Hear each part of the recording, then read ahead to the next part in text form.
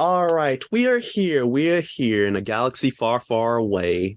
How are our Deems guests doing today? Doing well. The fallen Shinigami is back to the Super Saiyan Sith. Yes, yes. And it seems that we have ourselves another esteemed guest into on Coruscant today. We are here in the New Republic. We're part of the Senate. As you can see, I am the Rogue Jedi, and today we actually have ourselves an esteemed guest. Would you like to introduce yourself? Oh, sure. Of course, first of all, hello there. General You may Kenobi. have heard me from back, I think season 2 was the last time I made an appearance on the pod, but it's Jamie. I'm back once again to talk more Star Wars things. I'm doing all right. I think I probably mentioned this on the pod last time, but if I didn't, I am a medical student. So we're in kind of the super intense, stressful part of the year where we're gearing up for our second board exam. So that's going to be in the next month. Going to be really excited when it's over. And my mental health will be much better when it's over as well. But, I'm here. We're excited. We're going. We're doing the thing. Yes. So I'm Demetrius, And I'm Demetrius, and Meet Meets presents. the Blurred City Podcast. All right. So, like Jamie mentioned, stressful time for her with like medical school and then also work. The two of us have also literally all of us have gotten off of work like less than 10 minutes ago. Two of us are loaded up on a lot of caffeine, an unnatural amount, but it's a Friday. We're talking about something very fun. It's gonna get wild. Jamie, I'm so glad to have you on, even though after that sports tournament episode, you ripped us a new one. I was so disappointed in you guys. So much disappointment. It ain't my fault, okay? It ain't my we were fault. we were disciplining in ourselves as well. Speak for yourself. So just with that, this is a new episode format, something that Meech and I have done on our Patreon episode. We're going to break down the rules of it later, but it's called a deconstruction reconstruction. It takes like a piece of work, either movie, game, TV show, book, or comic, and we just it's easy to take something apart, call it bad for whatever reason, and just like leave it at that. Even harder to break down why you specifically don't like it and then to create something of your own. So that's something that we wanted to go with. We're going to break it down more, but this is going to get intense. So we always need a strong legal spiegel. Yep. So the purpose of this podcast is to explore all digital and print media. All sources we reference are owned by the respective companies, and our thoughts, and I mean our thoughts and our opinions, are strictly our own. Meaning it's all the Rogue Jedis, it's all the Super Saiyan Sith, it's all Jamie Solo's Sword of the Jedi. It's all our opinions and ours alone. Your discretion is very strongly advised. And if you don't like what you got to say, then come fight me. They're going to get the 5-9-7 technique. Listen, they gonna get the whole 3-1. All right. So with that, we're trying to keep this under 2 hours. This may be a two-parter. Who knows? It could get intense. So we're gonna always kick it off with what's hot. What do the two of you have? Let's go ahead and give Jamie Solo the floor on this one. All right. Well, I don't have too much to add to what's hot that's going on right now. Of course, as you probably heard from last week's episode, the new Guardians of the Galaxy just dropped. So I would actually say that's worth watching. My personal opinion on the Guardians movies, I don't usually like them the first time around. It usually takes me a couple times. This one was really good, so it's worth seeing. Let's see what else. Most of my stuff right now that I have to add to this kind of falls a little outside of nerddom. So I'll start with that stuff and then I guess wrap it back up. But there's a show, if you're a history nerd though, here's your thing. So there's a show that's on Disney Plus because it's a National Geographic show. It's called A Small Light that just premiered, I think it was last week. It's a phenomenal show. It's basically about Miepkes, who is the person who hid the Frank family. So like Anne Frank, the diary, like she hid them during World War II from the Nazis. It's emotionally compelling. It's just fantastically relevant given all the things they're exploring in the show. I think I wept from most episodes so far. It's very good. So highly, highly recommend, especially for you history nerds out there. A random thing that I saw today, they're apparently making a third My Big Fat Greek Wedding movie. So that's coming out in September. That'll be interesting. Back to the nerd side of things, though. I think the next thing we got coming in from Marvel is Secret Invasion, if I'm not mistaken, and that premieres in June. So that should be pretty exciting. That's, I think, all I get. Well, and of course, on the topic of Star Wars, super, super pumped for Ahsoka that will be coming out later this year. If you have not seen Rebels, and if you have not started rewatching Rebels, you got to do it now. Now is the time. So that's all I got. Yes, and for one or two of those shows, we may be doing weekly recaps as a bonus. So who knows? Meech. Yes, and then of course we got to go ahead and get into all of our different bags. We got ourselves the anime scene. Demon Slayer stay goated. We all hell, King Tanjiro, and the animation, and also my Blicky, and then we got. Then and then next of all, we also have ourselves our Dr. Stone. Again, some great stuff. Vinland Saga, all hell Thorfinn, all hell. Bro, I got this to say about Kettle. Whatever you get is what you get. Because when Canute comes to your door, keep that same energy. That's all I gotta say. Keep that same energy. Let's keep it going. I was not even gonna bring it up, but yeah, you just said my thoughts. All right, so we're gonna keep it pushing. In the comic book sphere, we got ourselves the Summer of Symbiotes. The Extreme Venomverse just got started, and of course that means my wallet is about to run a little drier. Because Ryan Stegman decided it's in his best interest to draw covers for every single thing in that summer. So my money's gone. All right, we're just gonna keep it moving, gonna keep it pushing. Oh yeah, we also, because of the fact, hey, KLC Press legit goated, and we KLC Press subscribers got it. An advanced copy for Vanish issue number 7. So yeah, I already know what's going on, and hey, if you're in the loop, go ahead, join that join that community.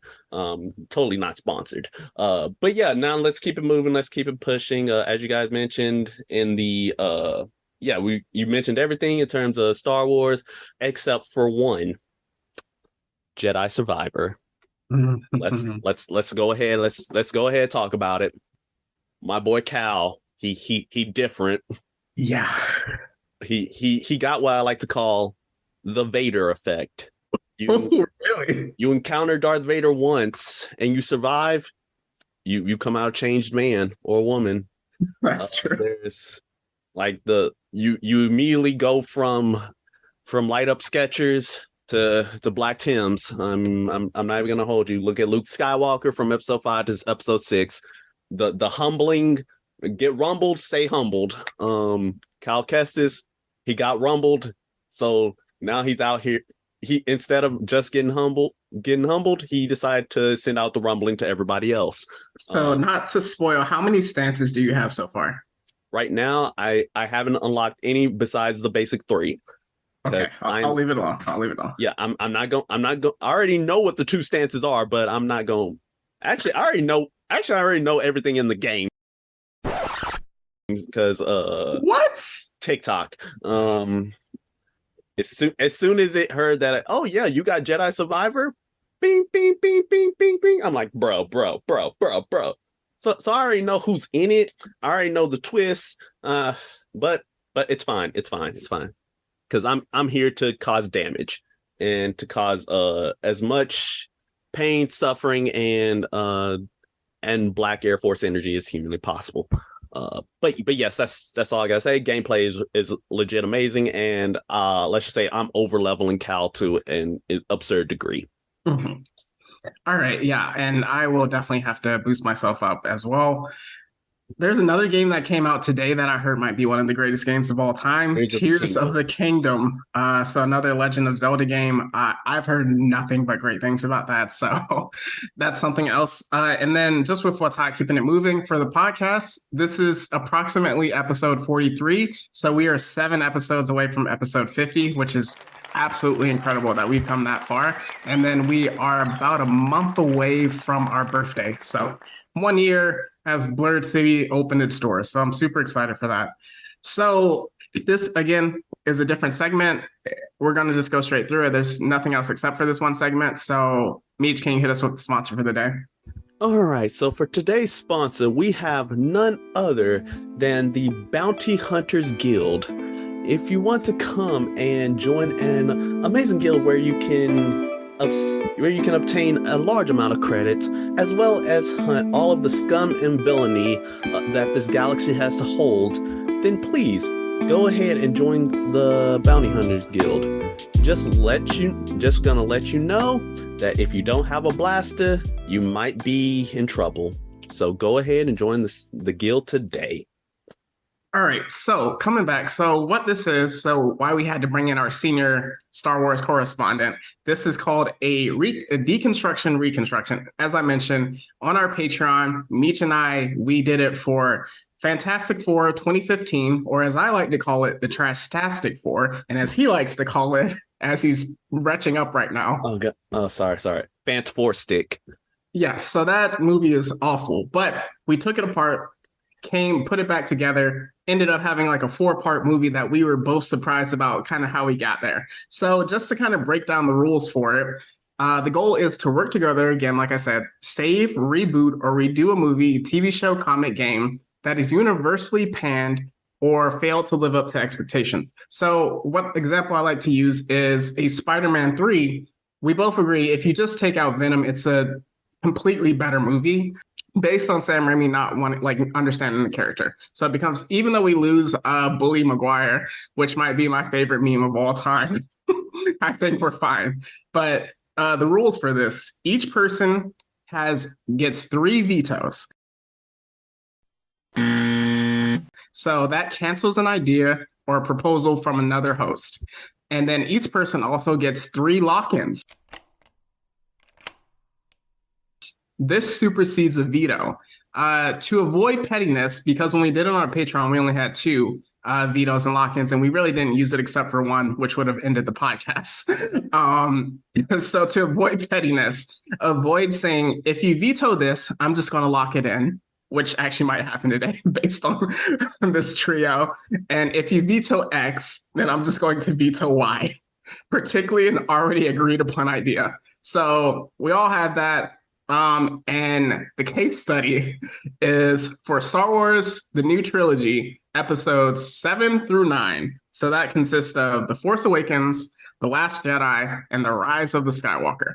So just giving some of the case study, the highlights to start with, the studio, Disney, and then for the director, Force Awakens, J.J. Abrams. Correct me if I'm wrong on any part, you two. Second one, The Last Jedi, is Rian Johnson. And then third one, Rise of the Skywalker. For the box office numbers, Force Awakens did absolute numbers, over $2 billion, number 5 box office movie of all time. Last Jedi, $1.3 billion, number 17 movie of all time, as I've checked today. And then Rise of Skywalker, $1.07 billion. For the audience and critic scores, we have 2. So Force Awakens, the IMDb is 7.8. Rotten Tomatoes is 93. Last Jedi, IMDb 6.9. And Rotten Tomatoes is 91. And then the sketchy one, Rise of the Skywalker, 6.5 on IMDb, 52.2% on Rotten Tomatoes. And then just now that we've covered that, for the 2 of us, any interesting backstory for any of these movies that you want to mention?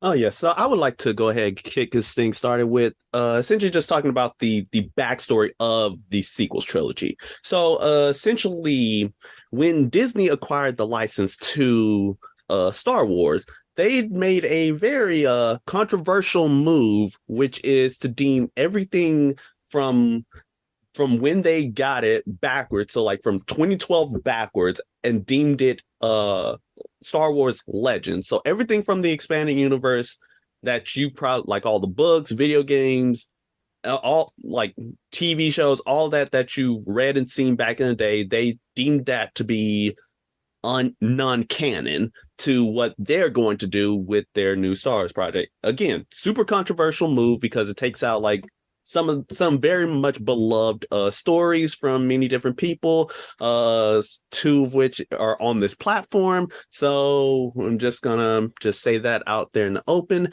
And from there on, they did that as a move so that way they could tell their own story and to make like their own line of basically their own universe. And to say whether it's a success or not, you guys heard the numbers. Yeah, I think the thing I would add to that too, and I could be mistaken in this, so I'm gonna say that as like a, I don't remember what the word is, but as a caveat. There we go. But my understanding as well with the whole situation of how Disney acquired Lucasfilm and how that whole process went down. First of all, George didn't want to give up creative control. He wanted to sell but maintain creative control so that he would still be more or less in charge of the story. Disney refused, and then the deadline for however that worked for his being able to sell Lucasfilm basically went down. So he ended up giving up creative control even though he didn't want to. Second thing on that point, that again, this is just my understanding, I don't know 100% if it's true, but this is what I've heard, is that George actually wrote the story treatments for episodes 7, 8, and 9 as he would have done them. Disney bought these story treatments and then looked at them and said, no, threw them out the window, and then kind of mostly shut George also out of the process of making 7, 8, and 9. I guess I should also specify, hopefully it comes without saying I'm talking about George Lucas when I say George, but just in case that needs to be said. And then, so you have on the one side, they basically made all of the extended universe that people had known for years, because this has been around since the 90s. They made all of that non-existent, and then also took the story that George had already kind of started working on and said, no, we're not going to do that. And then, this is my personal opinion, had the audacity to come out and be like, oh, we really weren't working with any source material on this.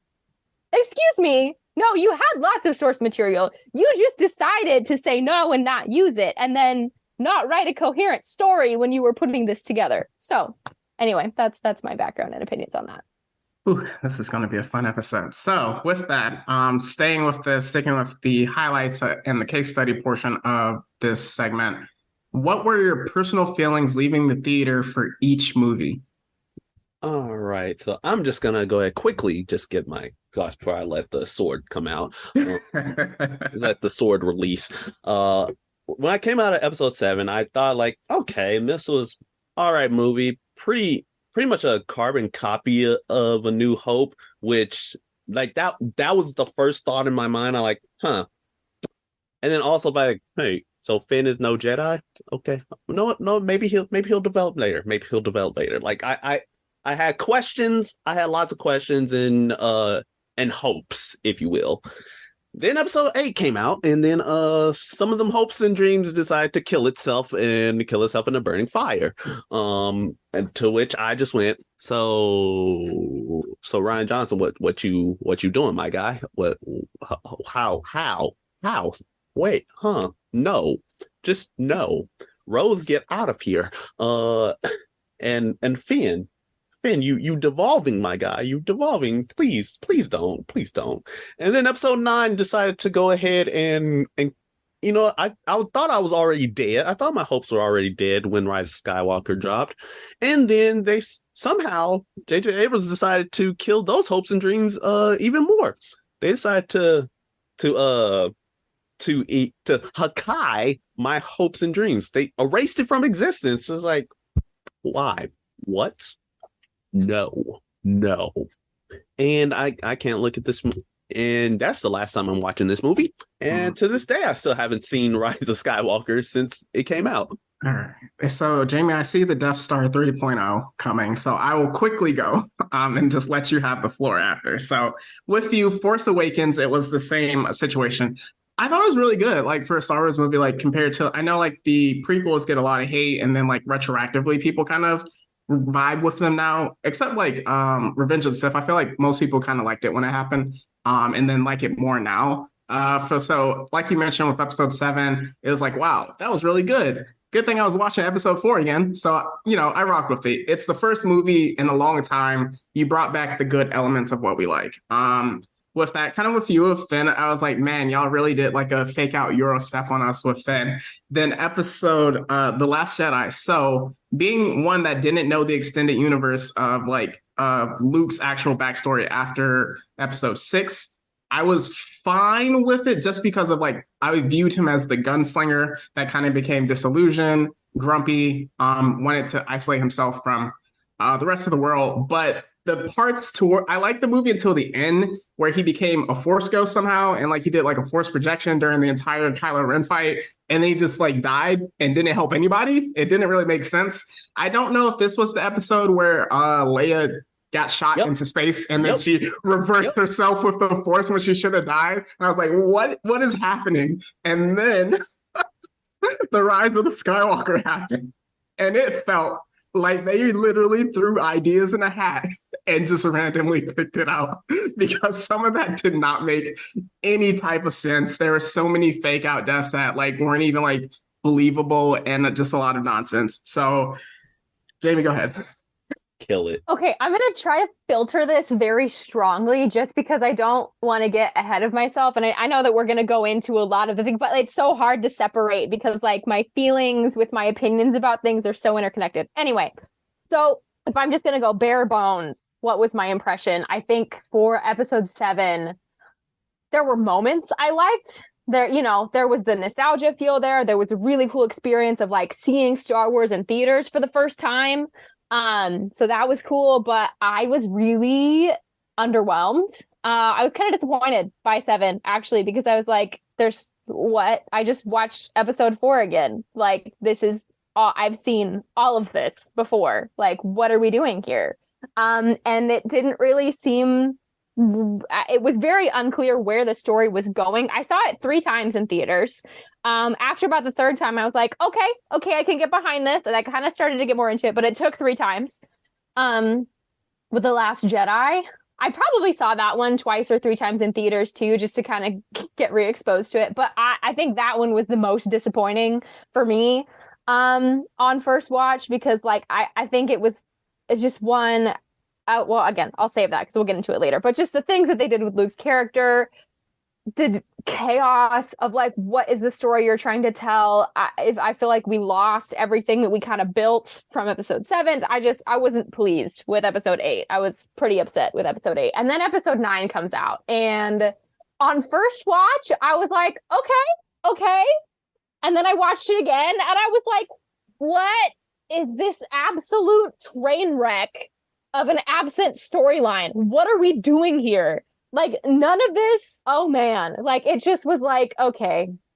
Parts of it, I was like, okay, I can get behind it. There were really cool nostalgic moments. I will say that. For each of the movies, there were really cool nostalgic moments. But as a whole, I was like, how did you, and even just like the ending, and I just, all of it, I was like, why? Why have you done this? Why? So that, I would say those were my first impressions. Okay. And just going with that, what was good, because we're about to take it apart in the next segment. So what was good? What did these movies do well? You mentioned nostalgia. Anything else, Jamie, that you thought it did well? Yeah, so I think I will say, to go back to episode 7, where I really talked about some of the nostalgia, I think one of my like top 3 ever like experiences of seeing a movie in theaters was episode 7, when the Millennium Falcon showed up on screen for the first time. Like, I just remember like the theater went nuts. It was so exciting. It was like, yes, we're back. We're connecting to the old story. And so like there were moments like that, right? Like having the Millennium Falcon pulled in and like having the original characters get brought back. Obviously, Harrison Ford wanted Han Solo to die for a long time, so we probably shouldn't have been surprised that happened. But it was fun to have him and his like snarky humor back. That was a really important piece of Star Wars. The moments in The Last Jedi where you have like R2 kind of trying to, he basically plays the recording of Leia again, which for all of us, like Carrie, I think had already died by the time that movie came out. And so like having those moments, and even honestly, I will say, this is going to sound like a controversial take initially, but make sure you listen to what I actually say. So out of all of the movies, I will say, I think The Last Jedi is the best directed film. I think all the writing sucks. Like, all of it's terrible. We'll get into that later. But I think as far as directing goes, I do think The Last Jedi was the best directed film, because the more I kind of watched it, the more I started to really see, okay, this is what Ryan's doing with his storytelling. And that element of the directing was really good. There's some really cool things.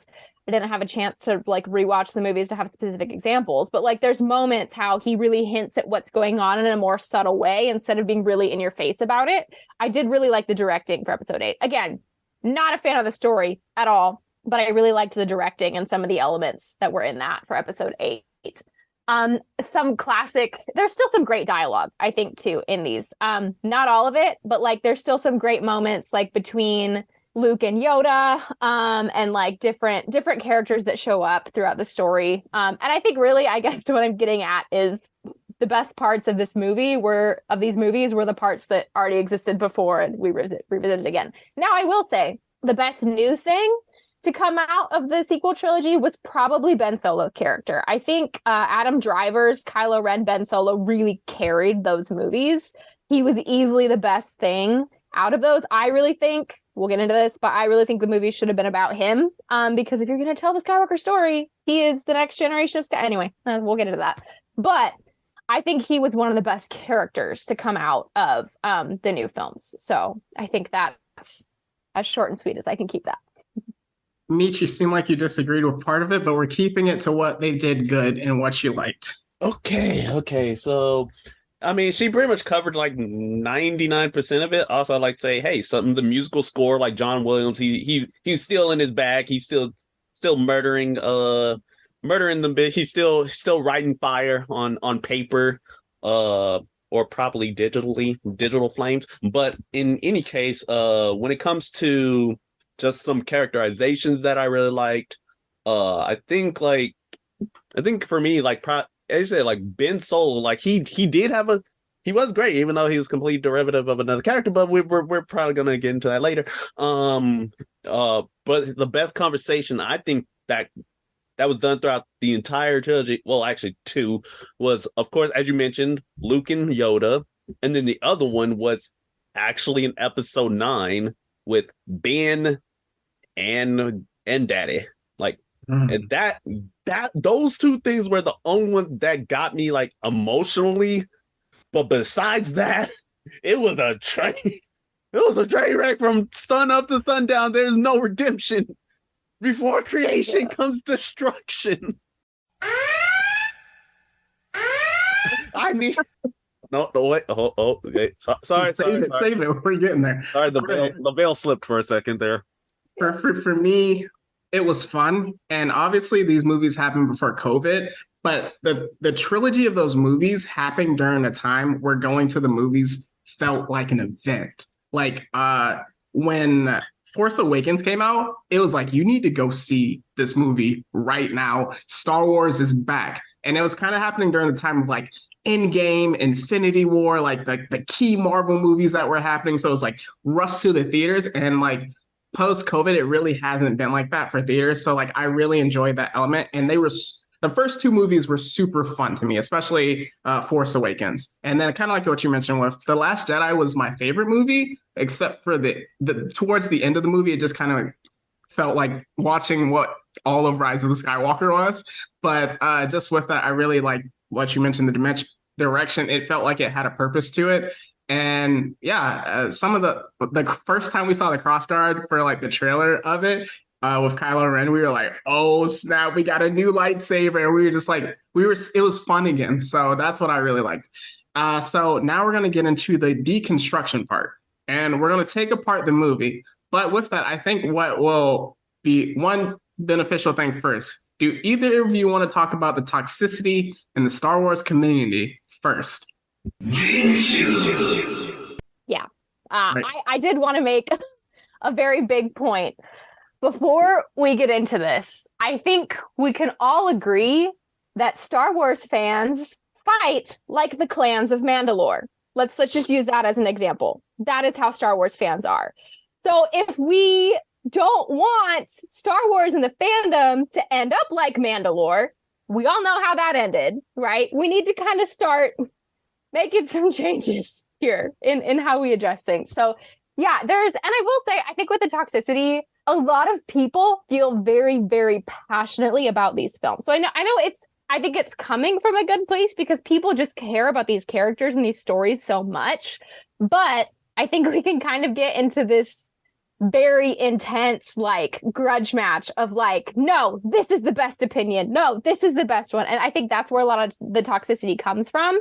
So I think I definitely wanted to make sure that I stated as a disclaimer, like, I have a lot of really, really strong, passionate opinions that will be discussed on this podcast. I respect the fact that people have other opinions. And I think the big thing I wanted to say too is like, there's people that are passionate fans, there's people that are casual Star Wars fans. And so like, sometimes the opinions of the casual fans kind of really grind the gears of the passionate Star Wars fans. And like, sometimes that's what happens. But all that to say, I think, you know, there is room for all of us in Star Wars. I think that's what the point was. But we just need to make sure we can all be mindful of like, okay, we can all be intensely passionate about our opinions and have heated discussions as long as we're not like, I don't know, being super toxic about it and saying like you're wrong and you're stupid for holding your opinion, because I don't think that's okay. Meech? Where do I begin? Do I start with how people were basically bullied Rose's actress off of Instagram? Do I need to start off with that? Do I need to talk about all of the hate that Hayden Christensen got? Do I need to talk about the fact that they bullied my man Ahmed Best so much he nearly contemplated offing himself? Just to say that Star Wars fans is wild is a huge understatement. I'm just saying. We all human beings, and so is everybody who's involved in the Star Wars movies. If you think that you could have done better, then hey, that's one thing. But don't take it out on the people who made the movie. Don't take it out on those who were involved in it, because at this point you're making yourself look dumb and you're making yourself look all types of trash. You are what is wrong with society, and we do not involve you in our galactic senate. Okay, like, you're the reason that the Empire took over the Republic in the first place. So with all this infighting, you separatist scum. But as such, we're just going to go ahead and keep it moving, respect each other's opinions. And if not, then, hey, come find me and I'll give you the saber. It's your choice whether you want it, if you want it through the chest, the head, or the neck. Or the legs, the high ground. Oh no, there will be no high ground. Well, actually, there will be a high ground because you won't be standing. All right. So with that said, now we're going to take it apart. So in the deconstruction portion of this segment, we point out, remove obvious flaws, marketing, poor character casting decisions, studio creative visual limitations, bad story beats, and then the timing of the movie, kind of like, what does it work more as, such, so forth. The easiest way to ask this, as we take it apart in this movie, is there anything you want to keep? I think, okay, I have to say that for me, there's a couple ways we can go about this, because there's like different layers we can take this apart, because there's the one hand, which is, I think we should just scrap the whole thing and do this instead. And then there's the other end where it's like, okay, if they wanted to do it this way, this is how they should have done it. So I have different, like, many different opinions of the ways this could have been improved, both with what they did and with what should they have done instead. So, I mean, it really just depends on what route we want to go, or all of the above. So That's fair. Meech? All right, let's go ahead and before creation comes destruction.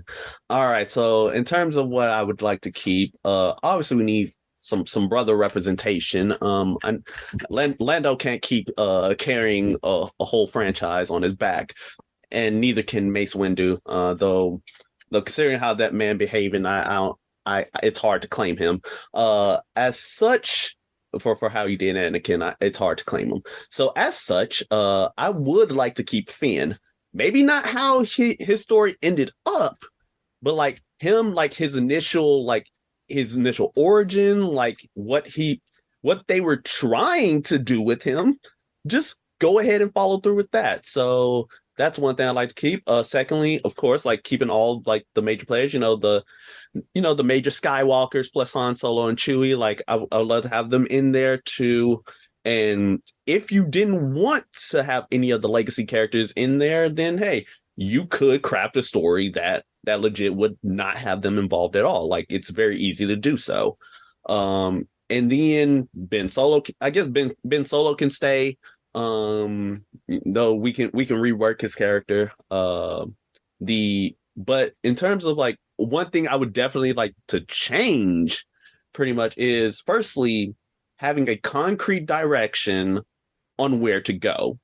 So the main problem, well, one of the main problems is the fact that, as we all mentioned, is that that the entire sequel trilogy seemed to be aimless.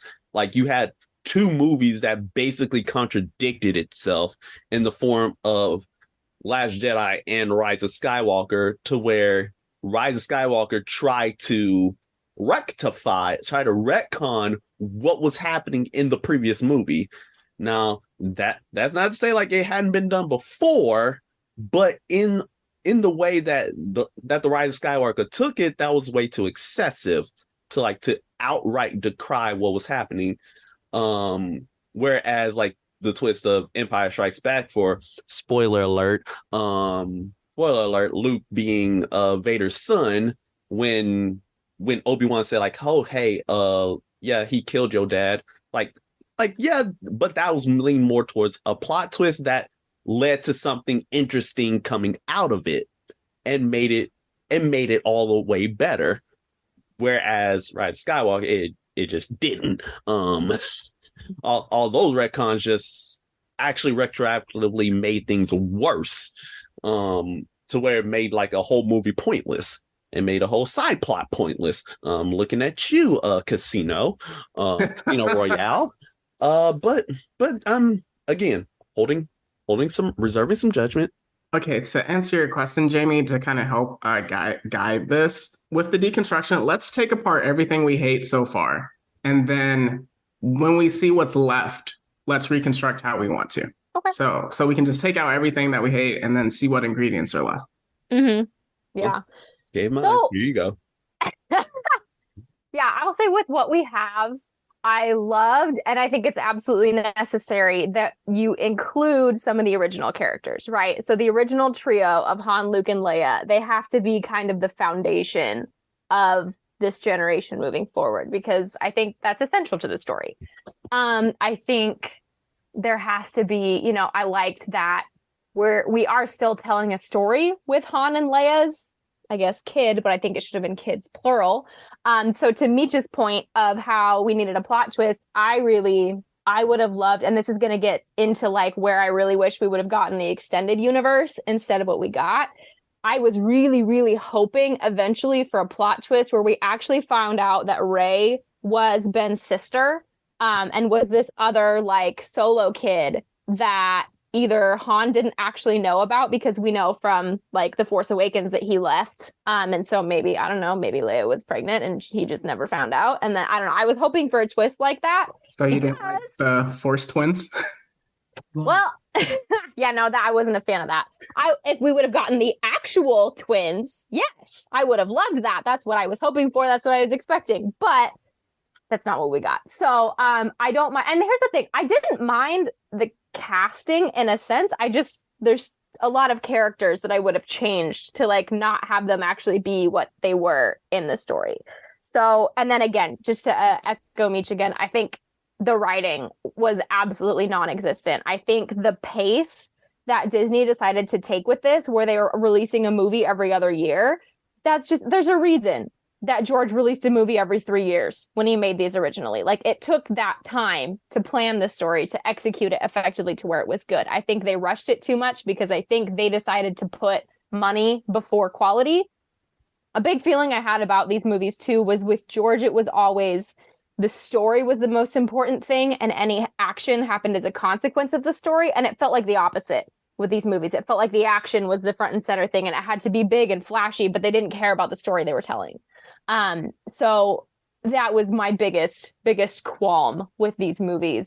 Also, as a side note, this is not necessarily related to the movie itself, but since we are in the month of May, George Lucas's birthday is in 2 days as we're recording this. Fun fact.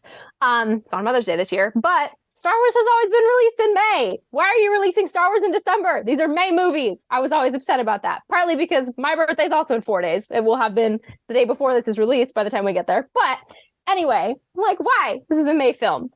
Anyway, so yeah, I think there were ways to take the characters they established and make a functional story with them. But I think just you can keep some of the characters, but they have to change their identity a bit and the story that you're telling. Okay. So I'm going to run through a few things. So force time, are we taking that out? Oh gosh, I don't even remember what that force is. time? Force time, when Ben and Ray could just talk to each other randomly. You mean you time? should have said force Skype. No, sorry, force time. Yeah. Like force my time. I'm like, God. the heck is it? I was Force like, bond. time That's time? what it is. It's a force bond. I know, it is true. The dyad. Yeah, I wasn't a fan of that. Like, you see a little bit of it that's kind of like implicit in Padme and Anakin right before he goes to try to, confront Palpatine with the other guys that go right before he turns.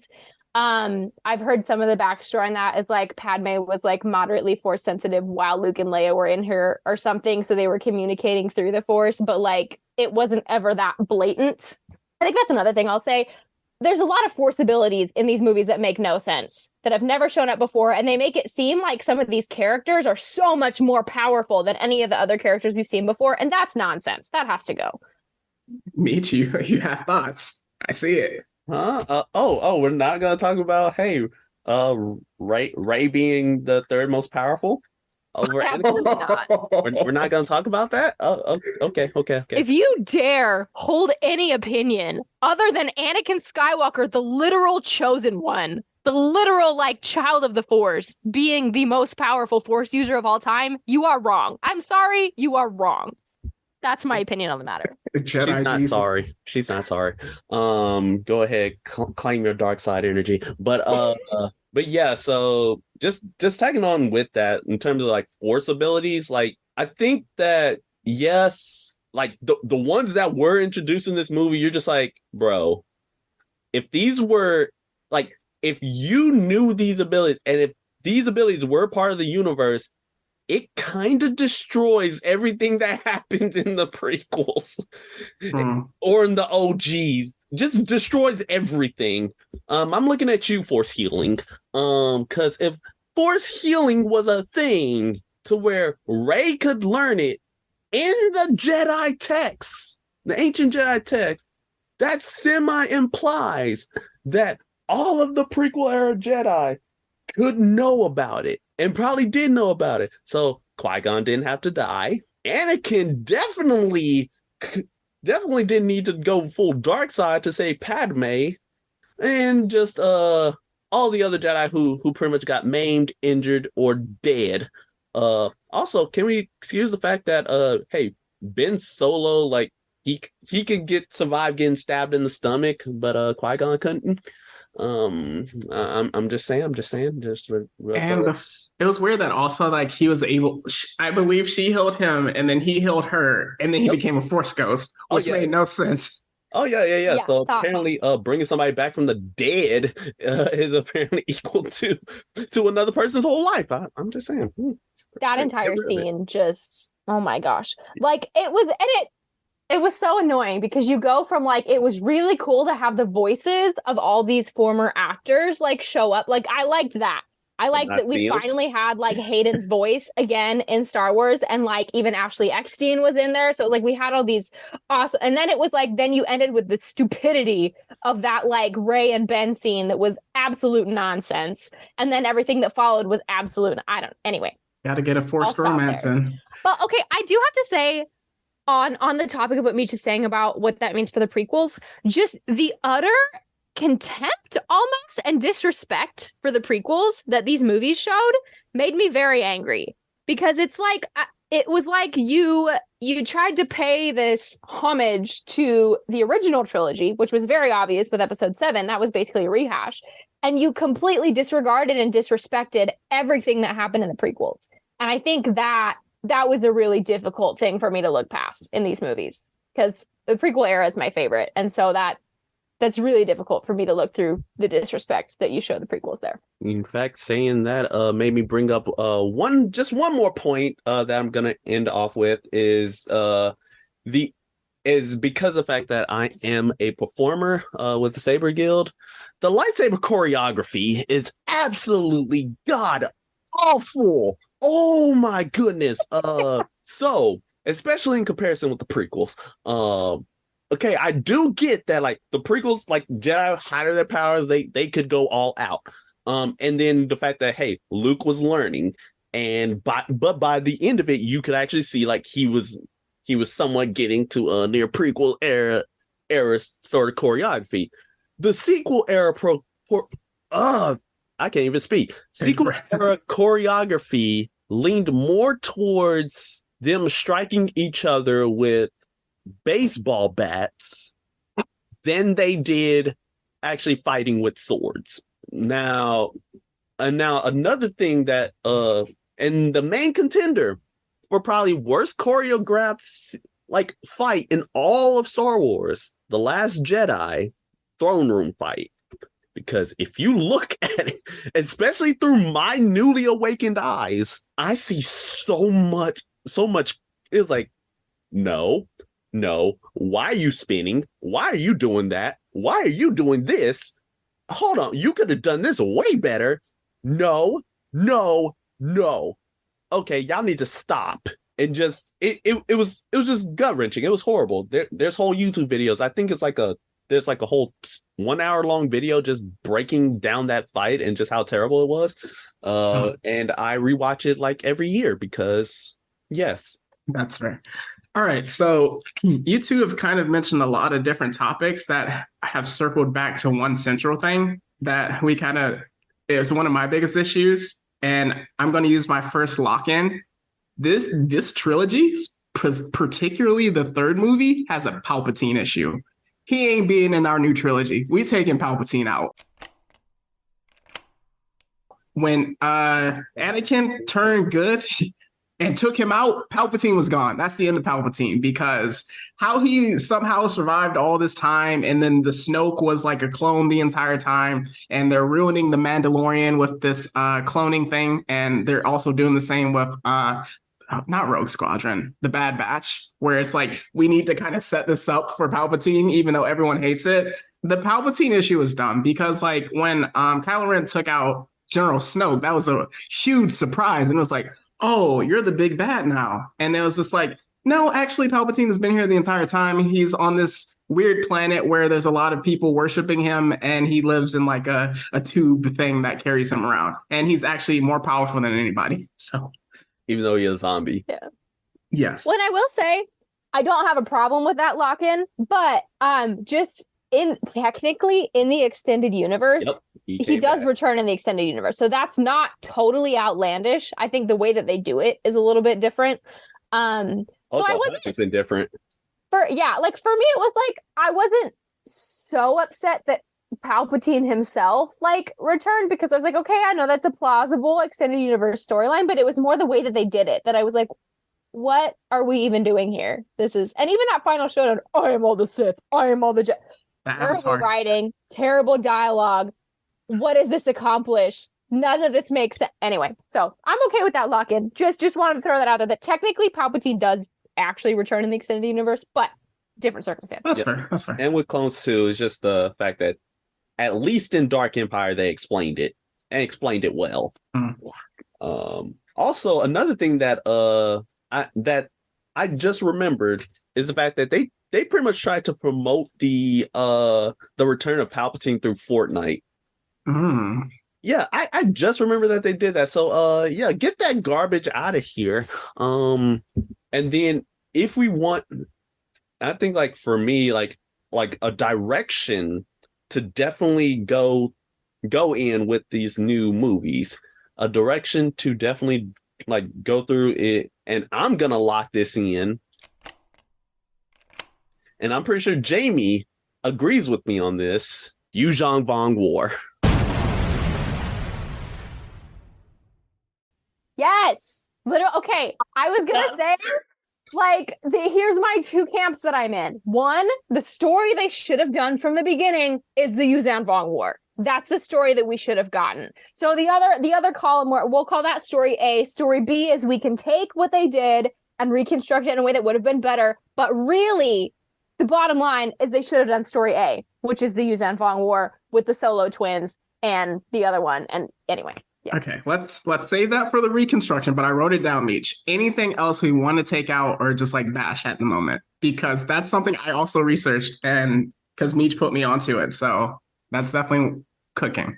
So like anything with like marketing, other obvious flaws. We talked about casting is mostly good, just like the character directions. Character directions. Well, yeah, I think we could come back to one of the biggest flaws in the Luke storyline. While I understand, yes, that maybe everybody has to kind of go through their disillusionment period. There's been a lot of conversation within the Star Wars universe about this, so I don't think this is a new idea. But the idea that Luke, who was this like hero and always had this is the one thing I've said for a while, that like with Luke and Leia kind of got all the best qualities of her parents. Luke kind of got all the worst, except that he got Padme's heart and Padme's faith. Especially faith in Anakin. And I think like he has that quality in him. So the storyline that we see in The Last Jedi of him losing faith in his nephew, of him like losing faith in the whole process, like, yeah, you can have setbacks. And like, I'm not necessarily disagreeing with the story of him having a setback where like he turns into Kylo and destroys the whole temple and Luke's depressed. Like, that's fine. But there's pieces of the storyline of him just going off and becoming a hermit and giving up. And also giving up on Ben. That's not really an okay storyline for Luke Skywalker. Not really he can struggle. He can have challenges. He can kind of go through his peaks and valleys. But I don't think that the Luke Skywalker that we know would ever stoop so low to literally try to murder his nephew. And we know he stops himself, sure, but like, I don't think the Luke we know would have even done that in the first place. Or become so depressed that he goes and hides on an island and nobody can find him or knows where he is. For years, actually. For years. For just with Luke, do y'all think that in Book of Boba Fett, like towards the end when it actually became Mandalorian season 2.5, that they kind of retroactively made him, because like he was so strict to the Jedi laws, where it was like he was talking to Grogu, he was like, you can either be a Jedi or you can be a Mandalorian. You can't be both. So do you think that kind of ties into how he was like, even when he was talking to Rey later in the movie, he's like, you went immediately to the dark side and stuff like that? Well, and that's what's interesting, because I think, again, if we compare to the extended universe, Luke does everything different in the extended universe. He does rebuild the Jedi Temple, but his Jedi Order is different. Like, he doesn't have the same rules about not having attachments being allowed and things like that. And I think what we see, I really liked the scenes with Luke in the Book of Boba Fett, partly because we finally got to see like him and Ahsoka actually crossing paths. That was really cool. And I like to think that in his process of rebuilding this temple or whatever, that this experience with Grogu may have been, if we had gotten the original story of like how he rebuilt the temple differently, I would like to think that that experience with Grogu is what might have led him to that direction of maybe not feeling so strictly to the ways of the Jedi, because we know that's part of why the Jedi Order fell in the first place. But anyway, so I think I liked that element. But yeah, I think it sets up, that's more the Luke that we know, that we see in Book of Boba Fett. And I would have liked to have seen more of that Luke's natural trajectory and natural character development, rather than this weird forced, he has to be a hermit because he thinks he's failed. It makes sense for Obi-Wan when we do it in Kenobi, because we've seen him literally lose everything. So I think it makes sense for Obi-Wan, but I don't think it quite makes sense for Luke to do it that way. Each. Yeah, definitely agree on that. And like main thing with Luke is the fact that one of his biggest character trait is his compassion, and his compassion and love for other people and true redemption. Like the fact that he was that he basically went through his depression episode for like years, like almost near Kenobi lengths of time, just made you go, that don't seem like Luke. The fact that Mark Hamill he decried his portrayal of Luke and even petitioned like, hey, Rian Johnson, like this ain't Luke, this ain't him. That should have clued you in that like this ain't this ain't it, Chief. That should have let you in. So yeah, definitely Luke needs to change on that. But another main character, let's go ahead and get our brother out the way. Let's talk about Finn. Yes. All right. So firstly, like, this is the chief example of fumbling the bag. Like, you fumbled it hard, you fumbled it to the nth degree. Because this man, like, all right, a stormtrooper who defects. First of all, brilliant concept, brilliant.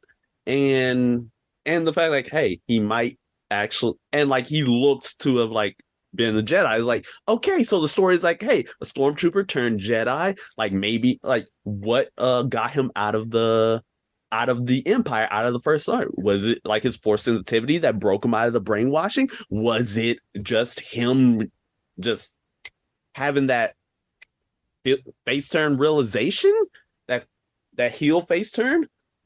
We like that could have been explored, but no, it did not. And you could like had him lead a whole stormtrooper uprising like they did in the Colin Trevorrow script. Come on. Making him an actual Jedi would have been legit.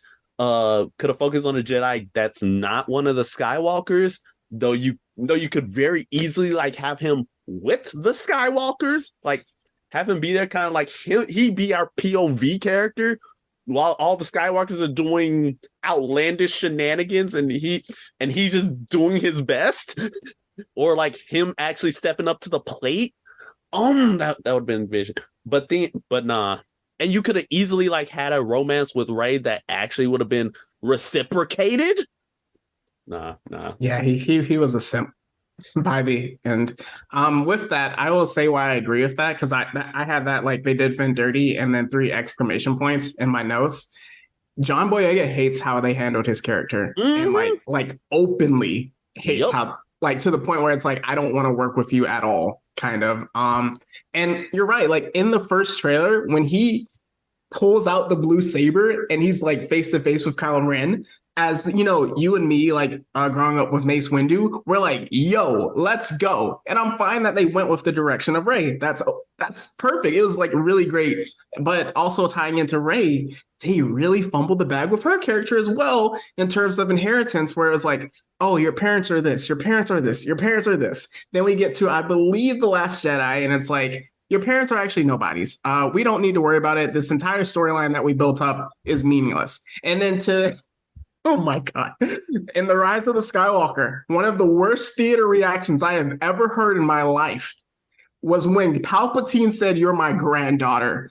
The entire theater groaned, and one dude literally had to tell them everybody to shut up, because it was that bad of just like a story, a plot. It was like, what? Like, not even the fact that this is dumb. It's the fact that thinking of Palpatine and his wrinkly self having kids and children literally makes you cringe, because he's a Sith, and you're like, oh, I see you, Jamie. I see you.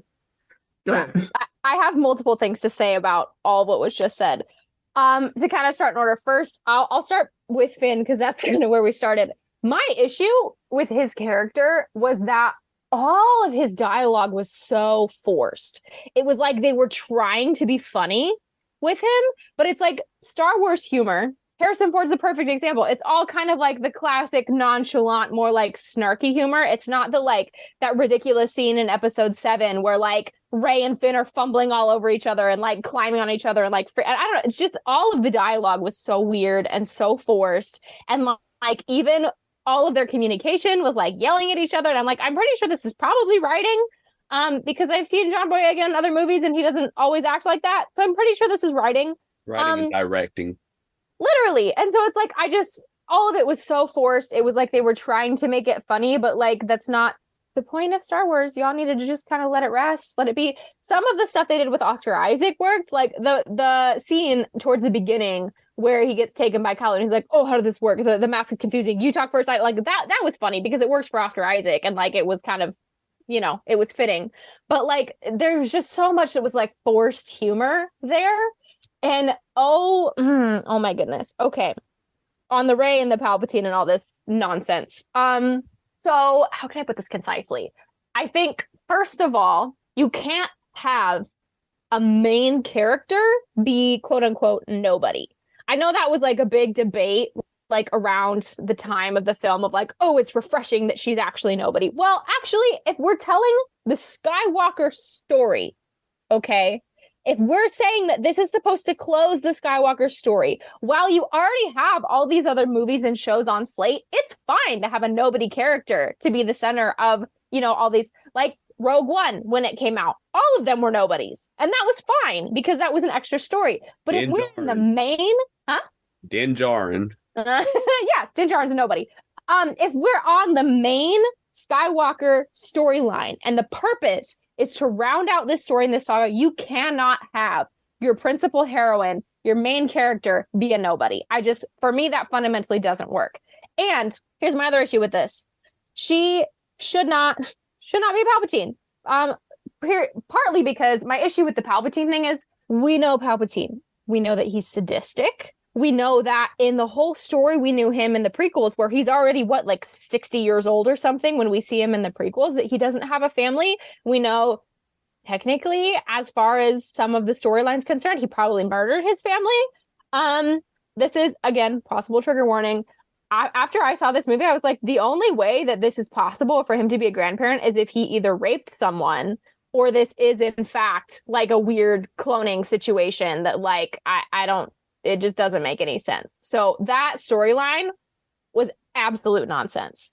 And then additionally, if you're going to have Rey be a Skywalker at the end, you should have done it right and just made her a Solo in the beginning. Just make her Ben's sister. Then she's actually a Skywalker. And the whole story is infinitely more compelling if this is a brother and a sister who didn't realize they had each other reuniting instead of this random love story wannabe that nobody wanted. Like, that was another thing. When I saw that in theaters, everybody was like, ugh, that stupid scene where they kissed. Like, nobody liked that either. Like, come on, you could have done it right and well and had her be an actual Skywalker and had not have to have us have these discussions. I don't know. I have many, many, many issues with that whole side of the story. Or hear me out. You could do one better. Mara Jade. And have her be Luke's kid, and then just have them be cousins. Like, could have done it. It's the same story, and now you have more connection with Luke. You also get baby girl Mara Jade, and you still get that same impact. All right. So with that, I think we have raised this to the ground. I believe we probably still have more thoughts, but just for time's sake, we're going to keep it moving. But with that, we're going to get into our reconstruction. But first, we're going to take a mini break. All right, coming back with that, we have our reconstruction section. So now, remembering this, we have to make a 3-part trilogy for that. Just a recap of the lock-ins. I've used one lock-in. There will be no Palpatine. Meech has used the lock-in that we all agreed on. The Yuuzhan Vong, in some capacity, is going to be used. And nobody has used a veto yet.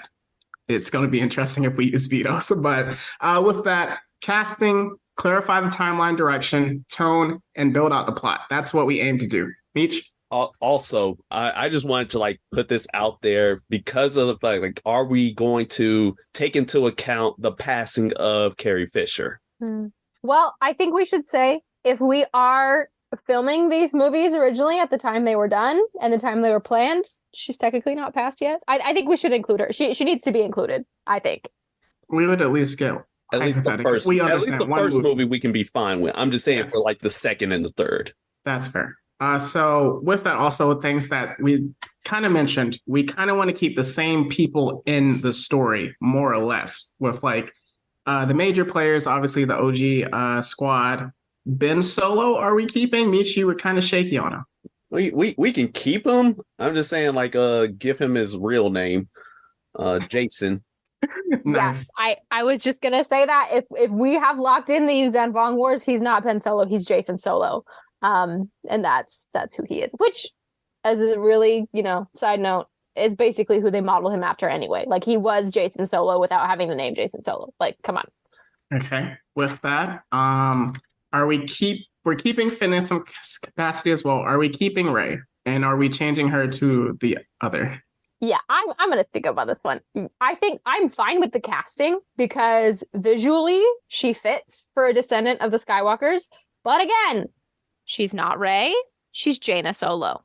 All right. So we got Jason and Jaina Solo for our first Reconstruction. So timeline, if they're still alive, it's kind of generally the same time period then, or are we aiming younger, hypothetically? I think, correct me if I'm wrong, Meech, but I think the Yuuzhan Vong Wars, even in the original storytelling, was about 25 to 30 years after Return of the Jedi. So I think it fits for the storyline the timeline that they had. But I could be wrong. Yeah, it kind of does. I would say like it may even be just slightly earlier because Jason and Jaina, they were like maybe 20, maybe like anywhere like the teen to 20s. So, and I think they were born 5 years after Return of the Jedi-ish. Yes. So like timeline wise, it could be around the same time. Okay. So 2 things I want to throw out because I'm gonna let y'all really cook on this segment. How do you feel about Abeloth? Does it fit at all? I don't have strong opinions on this, so I will defer to Meech. Oh yes, I'm ready.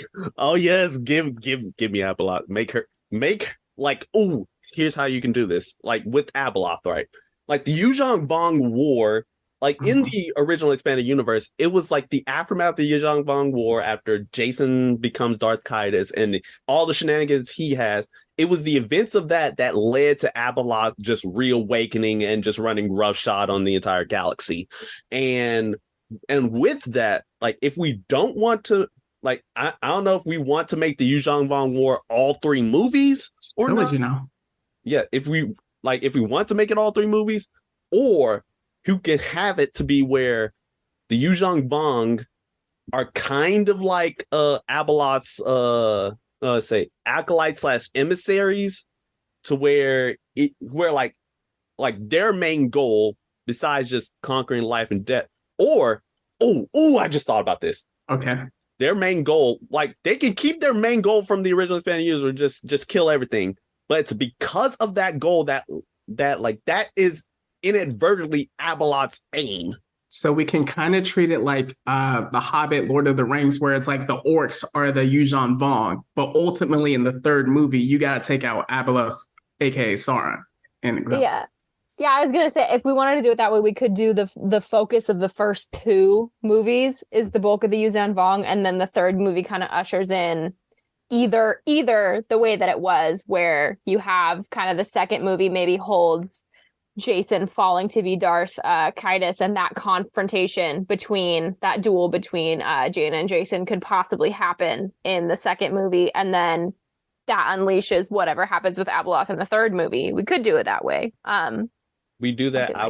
I would like there to be like a bunch of foreshadowing of that beforehand, because if we just pull out Abeloth just out of nowhere for the 3rd movie, like nobody but me will probably just scream out in joy for that. So with that, it can kind of be like first episode, things kind of work out, but he's hearing the voice of evil in his head kind of turning him, and he's seeing the Yuuzhan Vong destroy a lot of people. He's like, I don't know the story of him, so I don't know how he turned, but he's kind of like, let me tap into the dark side to defeat the Yuuzhan Vong. And then in the 2nd one is kind of like how that kicks off. And then the 3rd, do it.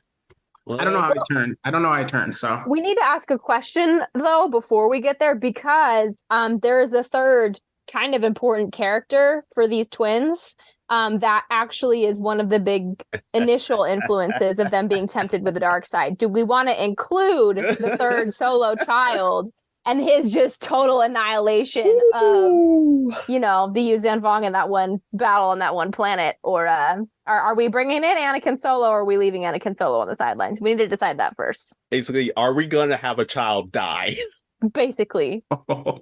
Is death are we about to get adult with this? Because we had Order 66. Well, and technically doesn't Anakin Solo also kill Chewbacca accidentally? I feel like that's a thing that I remember happened. Yeah, he does kind of semi get our boy clapped. Yeah. Okay, so I think we can keep him in. The only other thing that I wanted to mention that I wrote out, how do y'all feel about Starkiller? I'm open. Listen, I'm open. I love me some Galen Merrick, but I think by this time, I don't know like age-wise. Age-wise, in terms of everything, I don't know how effective he could be. What if he gets recloned? I think the other important question, though, he's a very interesting character. How muddied would it make the story? Does it make sense to bring him in, or are we creating story problems by trying to write in other characters just for the fun of it? I'm thinking he could only come in at the end of the second when they have to recruit against Abeloth, or at the beginning of the third. Like, no mention in the first. Mm-hmm. So in the buildup where they turn against each other, they have to recruit a lot of people to fight Abeloth. And I know also in the Yuzan Vong War is that it was both Jedi and Sith, right, fighting against them, right? It was more Jedi and Sith versus Abeloth because Sith kind of were not there. Yeah. So with Abeloth, recruiting who you can. So I'm not going to lock it in yet, but we'll see how it builds out. So how do we build out the first story? I'm kind of thinking the Yuzan Vong Wars spans a very it's a long span of books. I know that. And then I think it covers a decent amount of period of time. So we could do it a couple different ways. Obviously we have the example of the Clone Wars, which was not nearly as long as the war, but you have episodes 2 and 3 where we get the beginning and the end. We could kind of take this as more of an episode 3 type direction where you open and you're already in the middle kind of it, it's well into the story of the battle, but it's kind of towards the waning stages for the first movie, and kind of take the time establishing what's happened in the war up to this point, what's going on right now. And then maybe the end of the Yuzan Vong War, if we wanted to do it that way, could be the second that then leads into Abeloth's introduction, which would also with Anakin's story, is he dying in the first or the second movie? That's the other question we gotta ask here. Well, seeing as how there's a trend that the first of each Star Wars trilogy, somebody important gets clapped.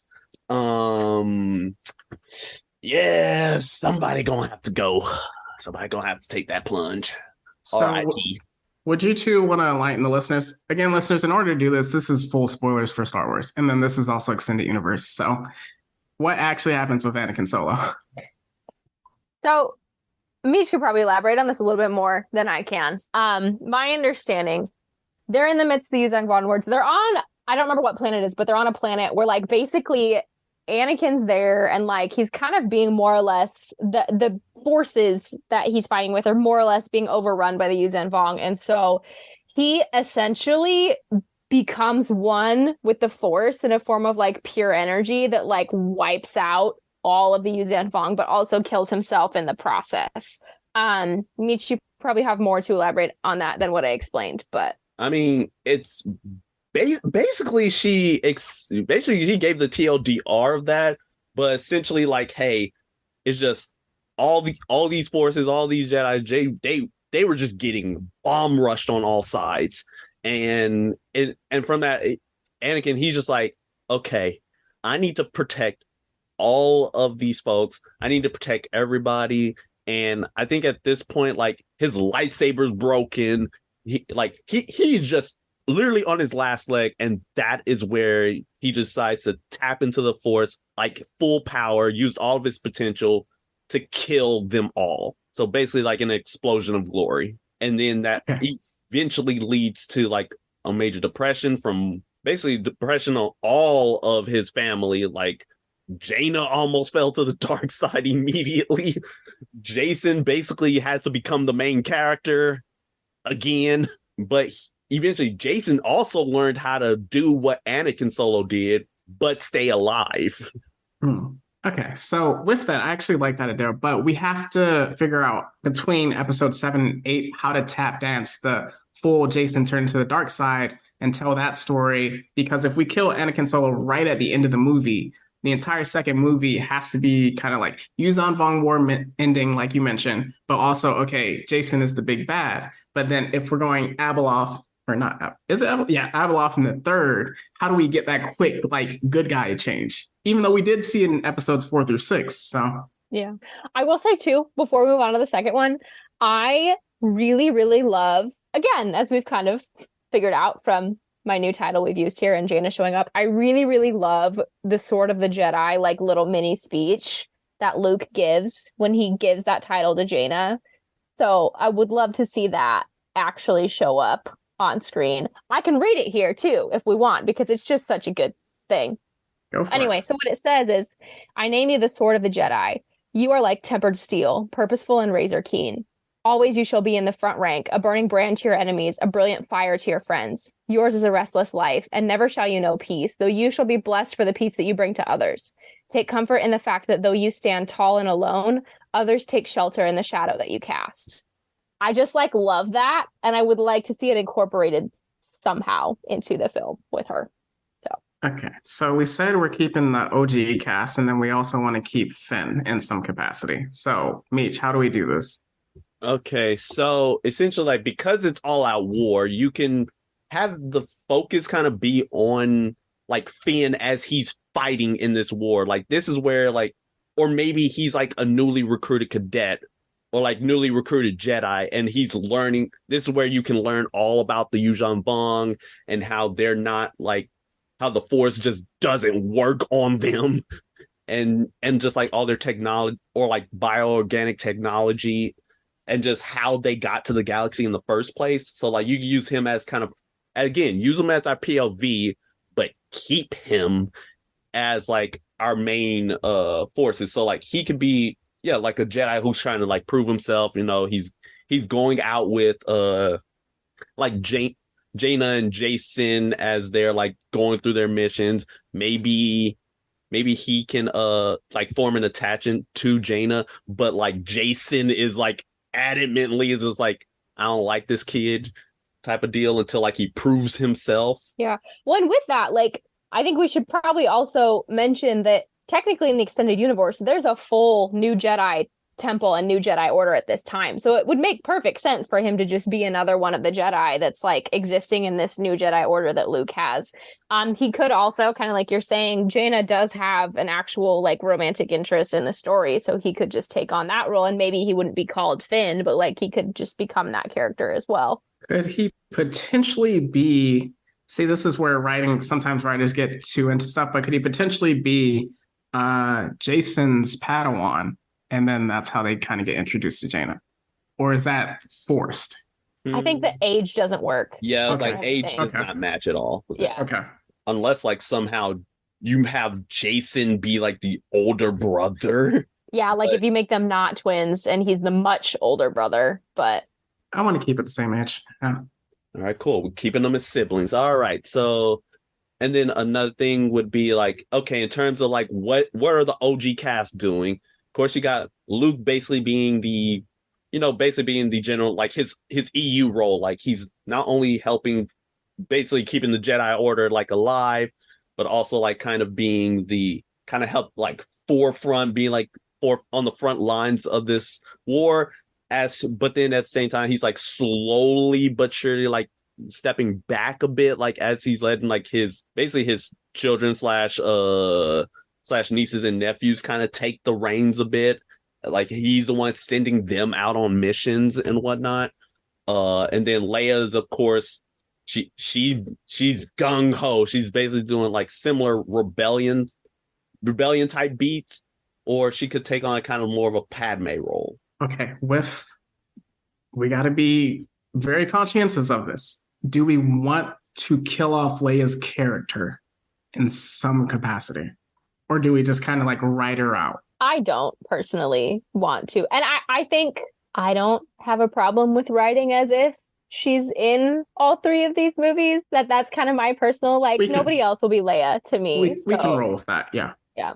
Yeah, I was just saying, like, it's gonna be difficult to do if that's gonna be like a real tough one. That's fair.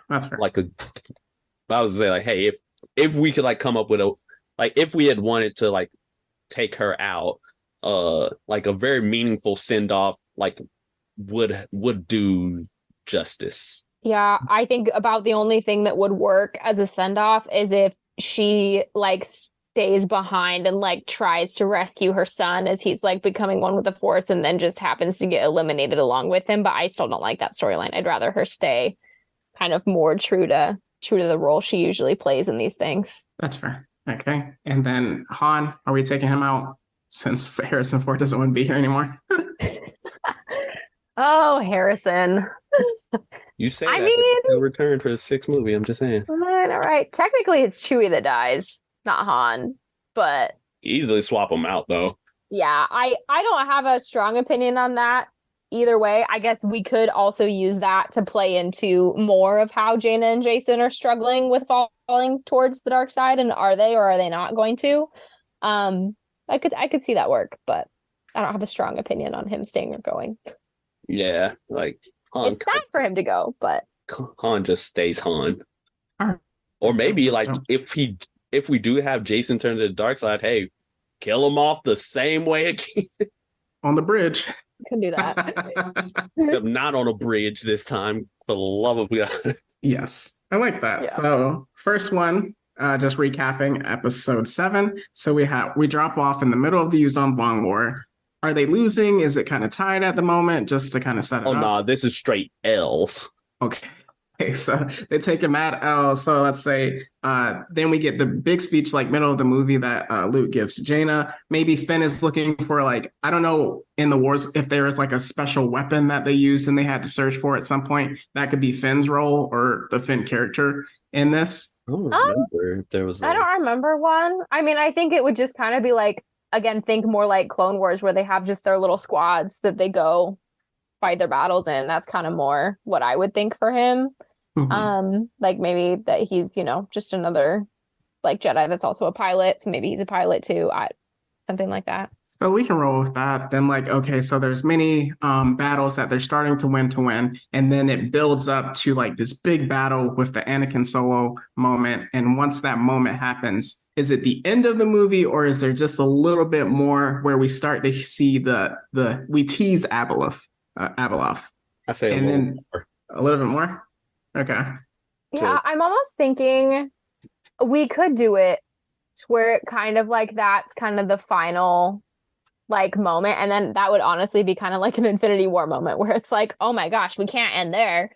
And then like the second movie, if we did it that way, you could start to tease the Abeloth at the beginning of the second movie and also start to explore, like we suddenly start to see this separation between Jaina and Jason as they're each kind of fighting their own mental battles of like, am I or am I not going to fall to the dark side? And then like, as we see Jaina come back, we see Jason take too many steps and fall over. And then it kind of ends with their final confrontation.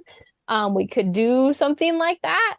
And then the question for that final confrontation is, are we going to end it the way that it actually ends, where she kills him, or is she going to actually redeem him and bring him back? That would be the question. So just with episode 7, we end it kind of around that, like you mentioned, Infinity War.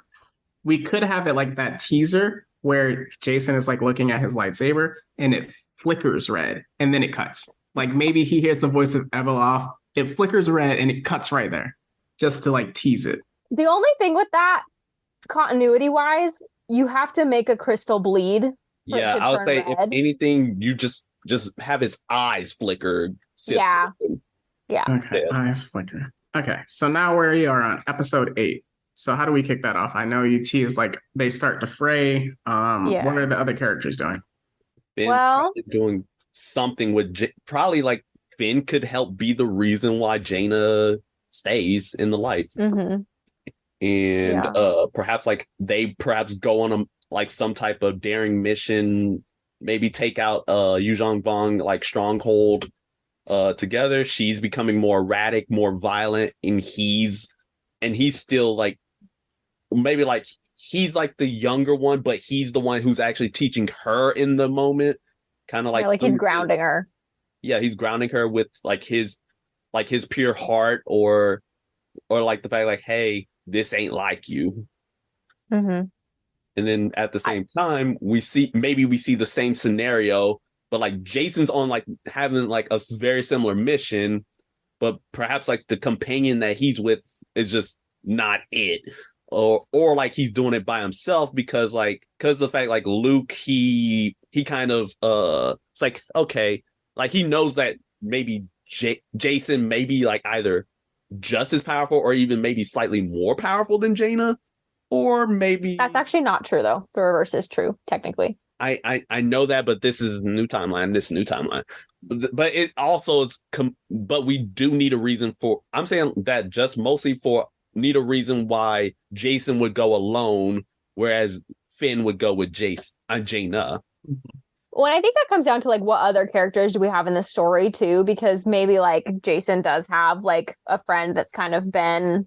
I'm kind of envisioning like a troop of 5 of them, where you've got kind of like Jaina and then the Finn or whatever you want to call him character that are kind of more, and typically Jaina and Jason are together, but for whatever reason, now they're kind of doing separate things, and then Jason's just got somebody else from that other troop that's with him that's like noticing things, but like maybe that person that they're with, he's just not listening to them, or he's just kind of so like unilaterally focused that it's almost like he's tunnel visioned and there's nothing else going on around him.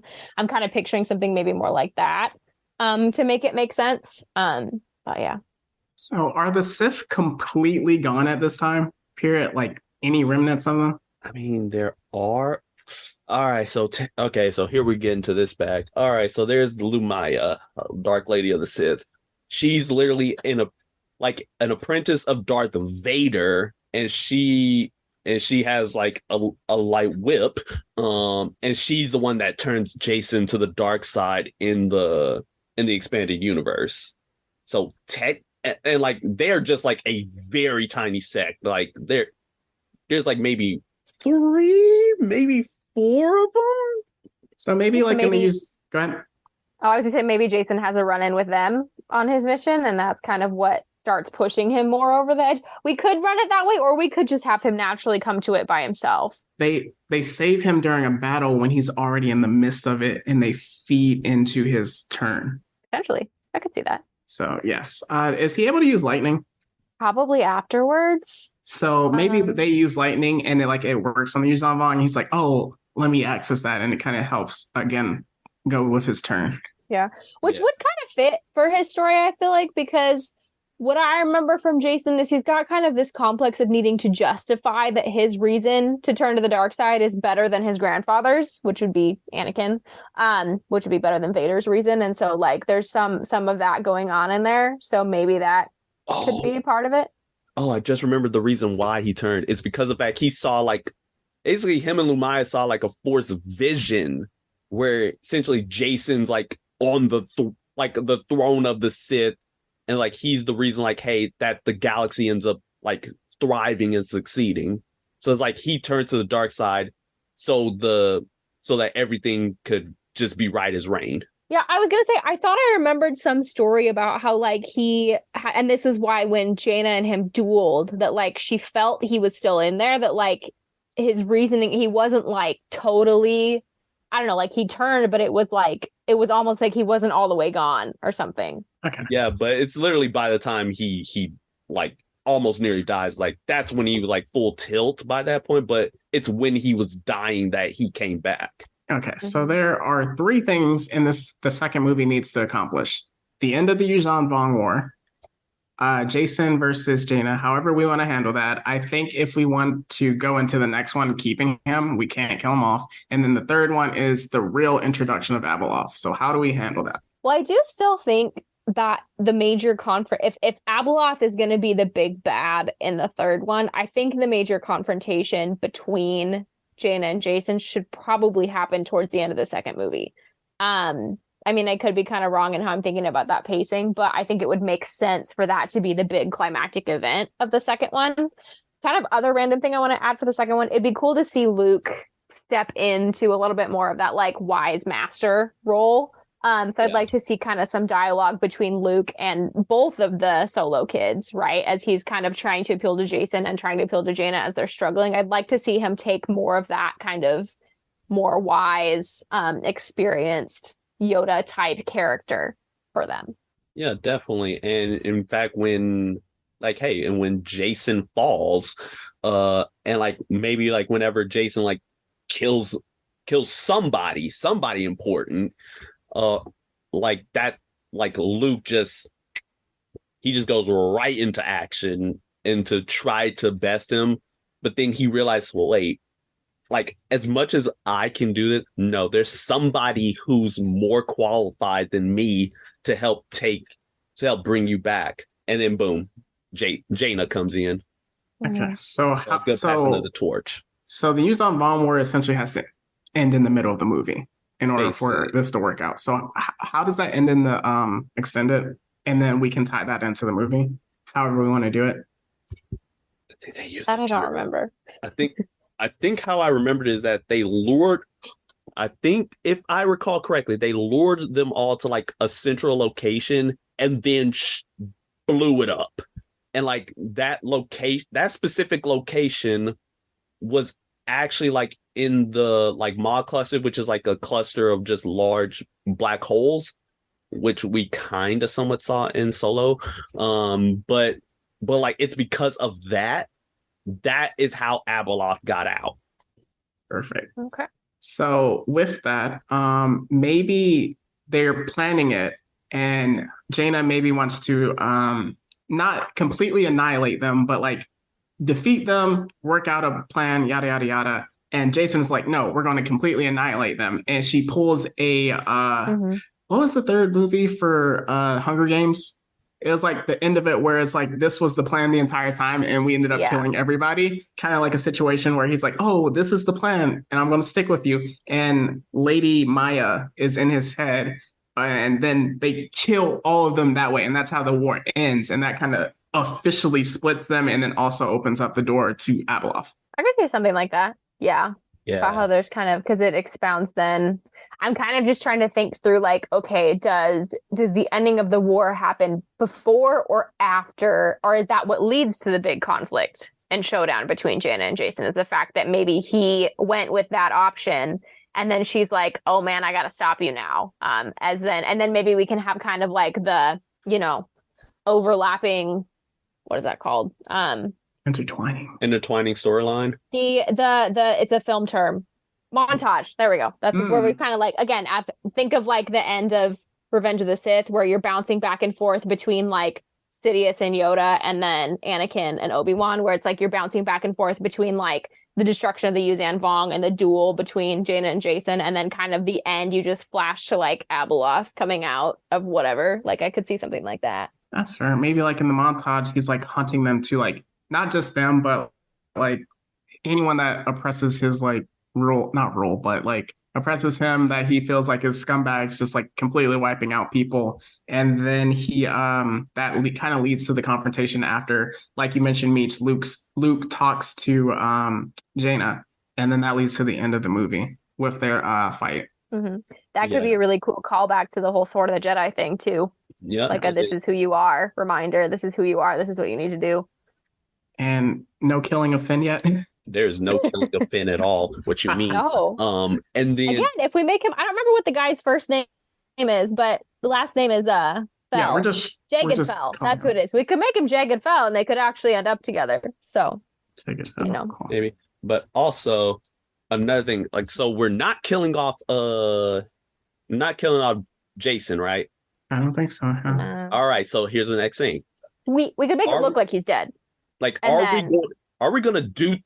Is he gonna get just messed up as he did originally? He has to. I think let's do it. I think like with him losing his arm, getting set on fire, and having like a bunch of needles implanted into him. Jesus. Oh yeah, and that's not that much different from Anakin. Let's be real. So I think it's fine. I think you can kind of leave it even. Instead of how Revenge of the Sith ends with you seeing Vader rise and seeing them reconstructed, you could kind of end it to where you're not sure if he lived or died. And then kind of that's where we pick up the story in the third movie. Okay, I like that. So for the third one, how do we kickstart it? Maybe we see Abeloth talking to him, giving the mom that is evil speech about like, oh, they left you, no one loves you, I will remake you in my image, yada yada. Well, she was called the mother, right, Meech? Oh yes, we going full cosmic horror, baby. Yeah, I do think you need to start with Abeloth. Whatever we do, it's got to start with like a big opening sequence of like, let's establish who Abeloth is, and maybe how it's did like we get here. It's like this is how she kickstarted the Yuzhan Vong. Like she explains how that she used them in order to like awaken herself. Yeah, something like that. Like, you're my boy, I made. You Shang Wong. I have been every voice inside your head. All Much right. better use of that line. So with that, towards the end, are we keeping Jason evil at the end and have him reunite with Jaina, or is he going to stick with Abeloth and that's kind of where we end it, and then we get to make like 20 Disney Plus series about it?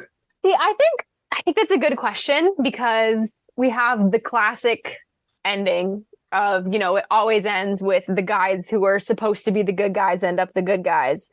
Or we could twist it and do something different and have him stay, I think. I'm open to either. I mean, obviously, you're going to be rooting for him to be a good guy at the end of it, no matter what, because that's who we started with. But I'm open to other ideas. I would be in favor of him coming back, but I'm not going to veto any ideas about him staying dark either. Meech, because I'm about to say something. So, oh no, I want to hear what you have before I say something. So if we are taking out Abeloth in this movie, that means and Jason stays good. We need a power to fight that. And with that, if he's going to stay evil, lock it in. We got Star Killer.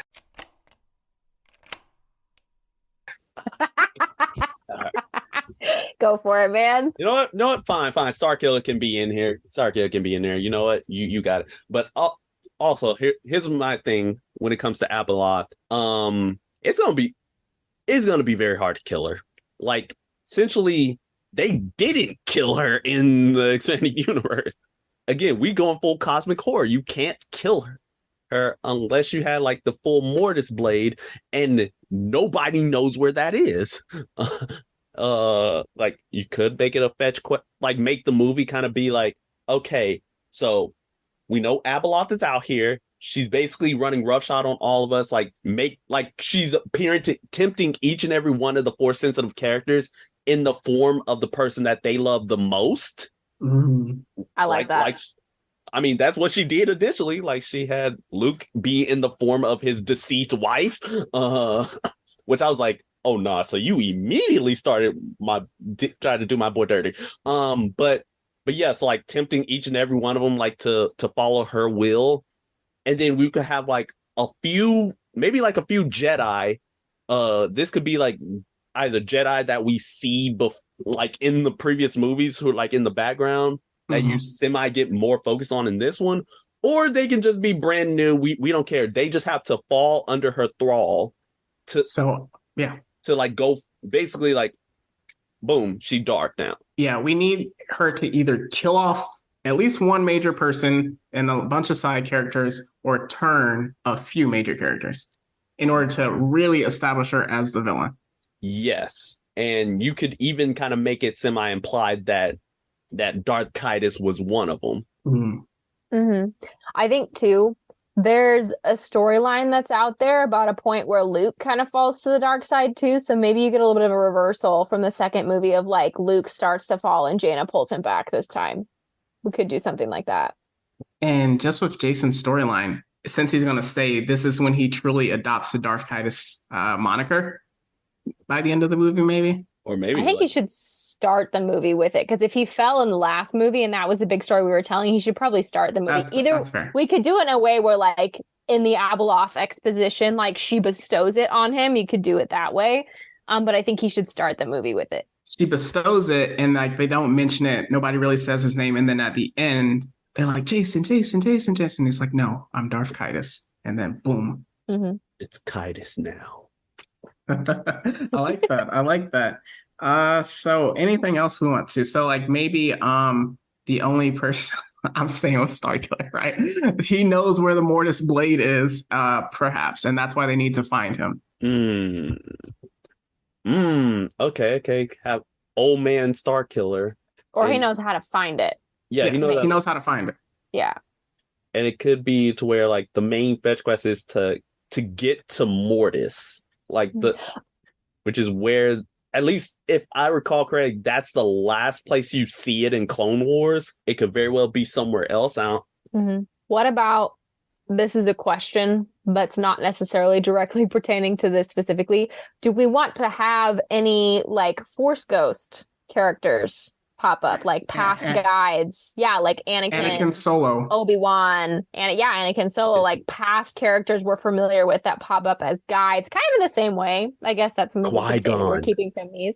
Yeah, just like characters that we know that are like showing up kind of to.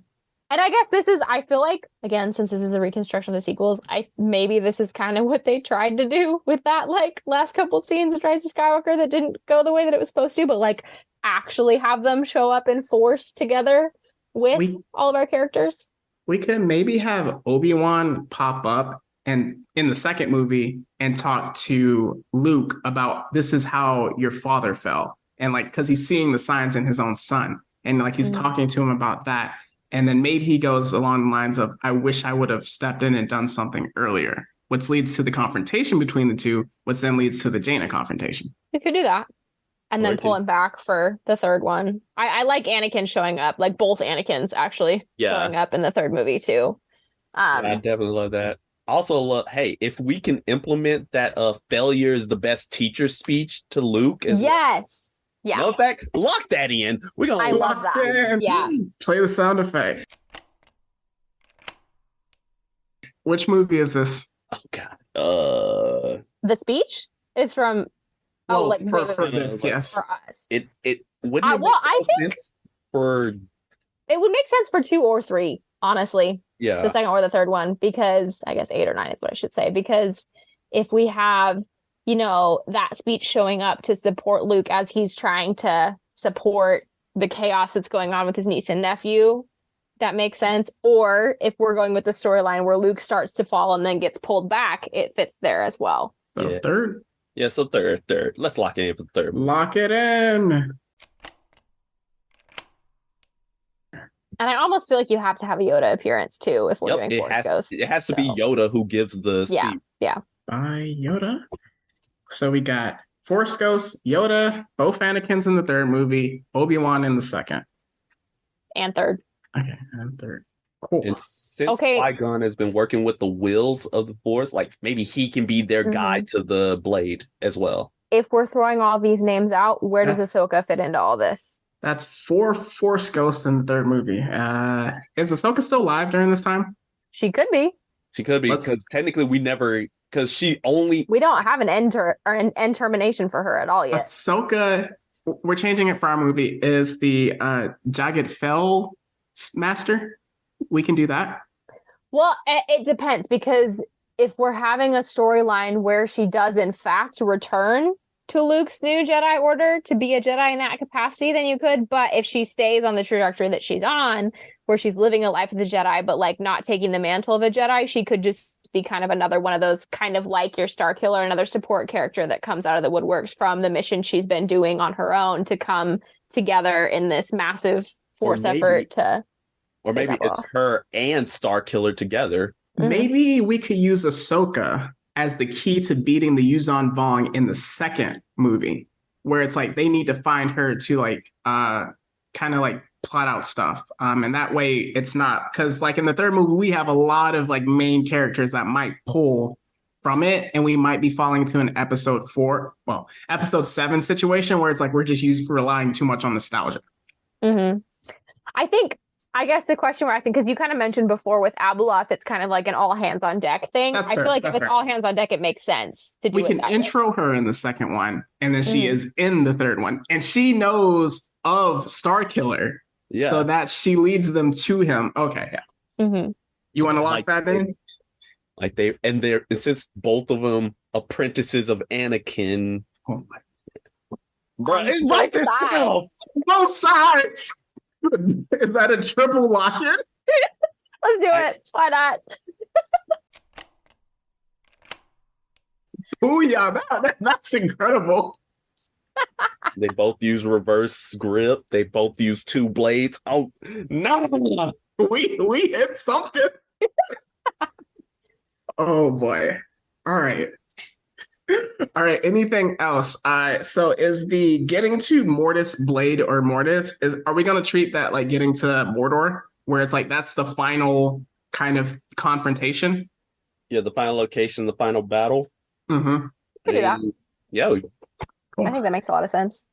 Final battle. All right, cool. Anything else with the third movie before I recap it? Quick question. Do we want, this is, I guess, probably should be backtracking to the trilogy as a whole.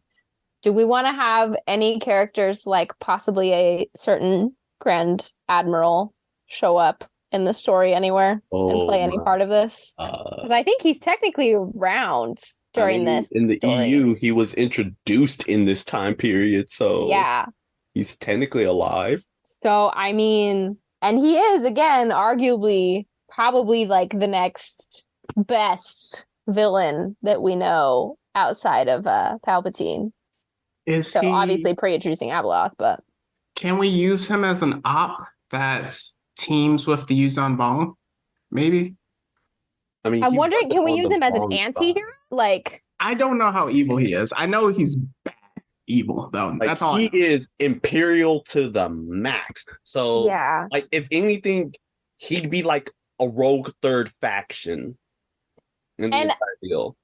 I feel like I could be making this up, but I feel like I'm remembering something where there's like somewhere in the webs of thought of how part of why Palpatine even built the Empire in the first place was because he saw through this vision that the Yuzhan Vong was coming, and so the Empire was built to withstand that or something in the first place. Why And Palpatined. Yes, and then when we get to this whole heir to the Empire thing, which is Thrawn, he's the one that then has to carry that message. So the purpose that he serves this role was to resist them in the first place. So I could see it could kind of be like an anti-hero, enemy of my enemy is my friend thing. And then actually, the way that that could work, because of course in a story you always have to have a villain, is at the end when they finally defeat Abeloth, then that's where we finally split back into our original conflict of like he becomes the main villain again. Something like that. So maybe second and third one somehow this is how we use Ahsoka. So she recruits Thrawn in that confrontation, but she also knows Starkiller. So maybe there's a split that happens and she goes sees one or the other between the second and third movie, however we want to handle that. And by the end, once Abeloth is defeated, Thrawn puts his hands around Darth Caedus and like, let's get it, my guy. I mean, that could work. And I will say it's not totally out of the possibility for Ahsoka to be the one with all these connections because, you know, we've all seen Rebels. She's Fulcrum. She's the one with all the connections in the first place. So it makes sense to carry that over. So I think that works. My only thing about that would be like in terms of it being like the finale of this trilogy, right? Wouldn't we want it to like end kind of like on a more upbeat note? Potentially, yeah. Then all that, because I mean, well, we know episode 3, like it had to end on down a note. There was no chance that it wasn't. But when it comes to like episode 6, like it ends pretty good. And then episode 9, like despite all of its failings, ended on a high, on like an upbeat note. Well, like, so how would we even incorporate that if Darth Caedus is still evil, Thrawn and him are now forming a new empire? Like, I think, and like the fact that Abeloth may not actually be dead, but may actually just be sealed for X amount of years. I think what we could do with that is on both the Thrawn and the Jason angle, embrace the gray area a little bit more to where we're not making solid statements that like, oh, they're evil again and this is what's happening. But like, there's kind of a moment of like, okay, we've achieved our goal. And so then there's kind of this like shady phasing out of Thrawn where it's like kind of like well, he might become a problem tomorrow, but today let's just celebrate our victory kind of thing. And then you could kind of leave Jason with like wrestling with maybe, yeah. So it's like maybe he kind of has a moment where he comes back, but we don't know if it's going to last. Maybe something like that, which I know doesn't necessarily sound like final, but no story is ever truly final because characters have to keep living somehow. But yeah, and I mean, Endgame, it was a quote unquote happy ending, but like Iron Man got taken out. So I mean, that was a happy ending in my book, but I didn't hear nor there. But I guess that also brings us back to, is Jason Solo actually going to die, or is he going to keep living at the end of this story? Because he does die in the original story. Both versions of him die. Yeah. So when we make movies 10 through 12, because we're gonna make a lot of money with this, then we can keep it going. Because like that's the only way that this will work is if we made like a 10 through 12, and that's like, and like, okay, we can follow up on that storyline later. But in the meantime, like let's go over like everybody's like ending. Of course, you want to have Finn and Jaina together. Like they finally embrace the romance after movies of build up. Let's see who else we can have. Luke, like he may be lamenting the loss of Jason, but like he's overjoyed at like, hey, this is the new Republic, and I know like, hey, these Jedi, like the galaxy is gonna be in great hands for if Abeloth returns with these new Jedi coming in. Here's kind of what I want to do with Luke. It's not Last Jedi, but it's esque, where you said like he's like overlooking and it's like, okay, I'm happy. I kind of want him to put down the lightsaber at the end of this and like go to like vacation more than isolation.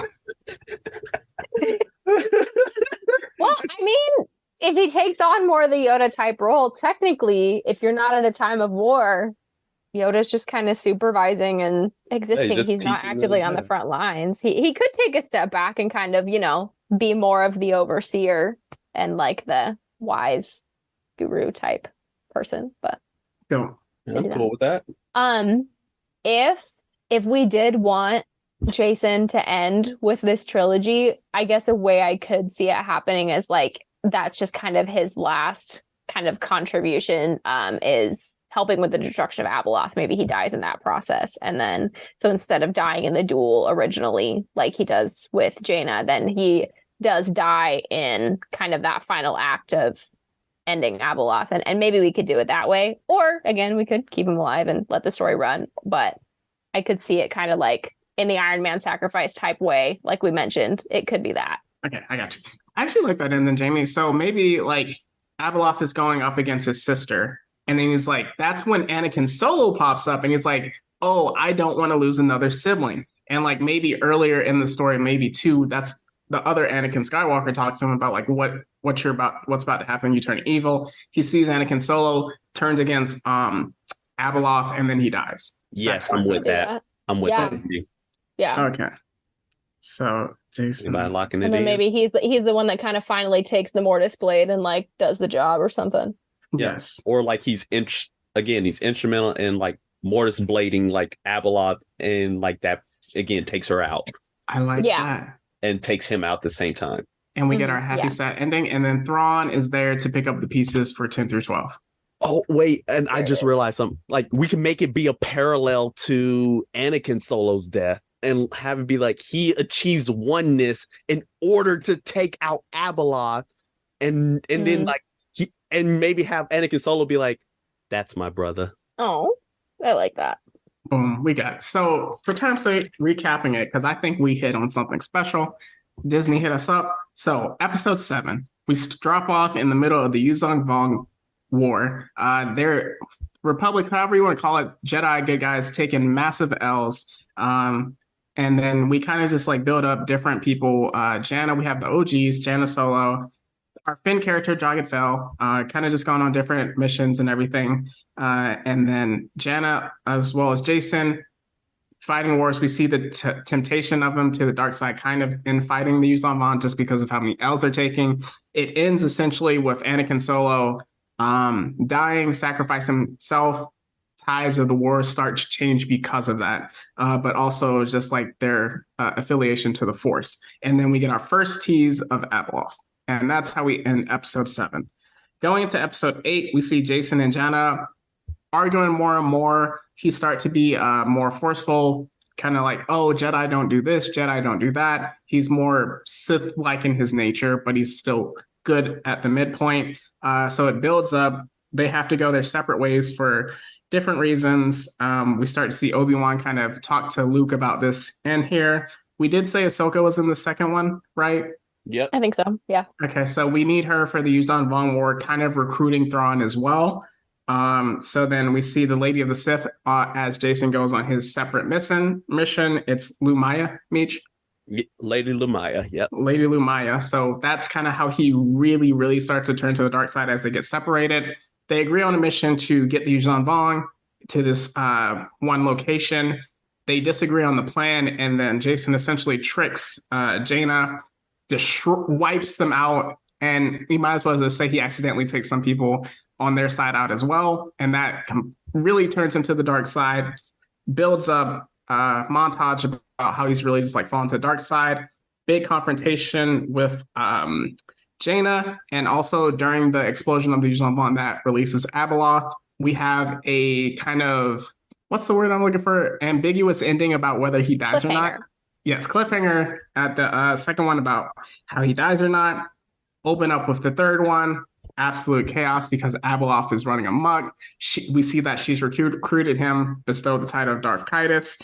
Jedi are getting wiped out left and right, or they're either turning to like complete, I don't even know if it's the dark side, just to her side. Yes.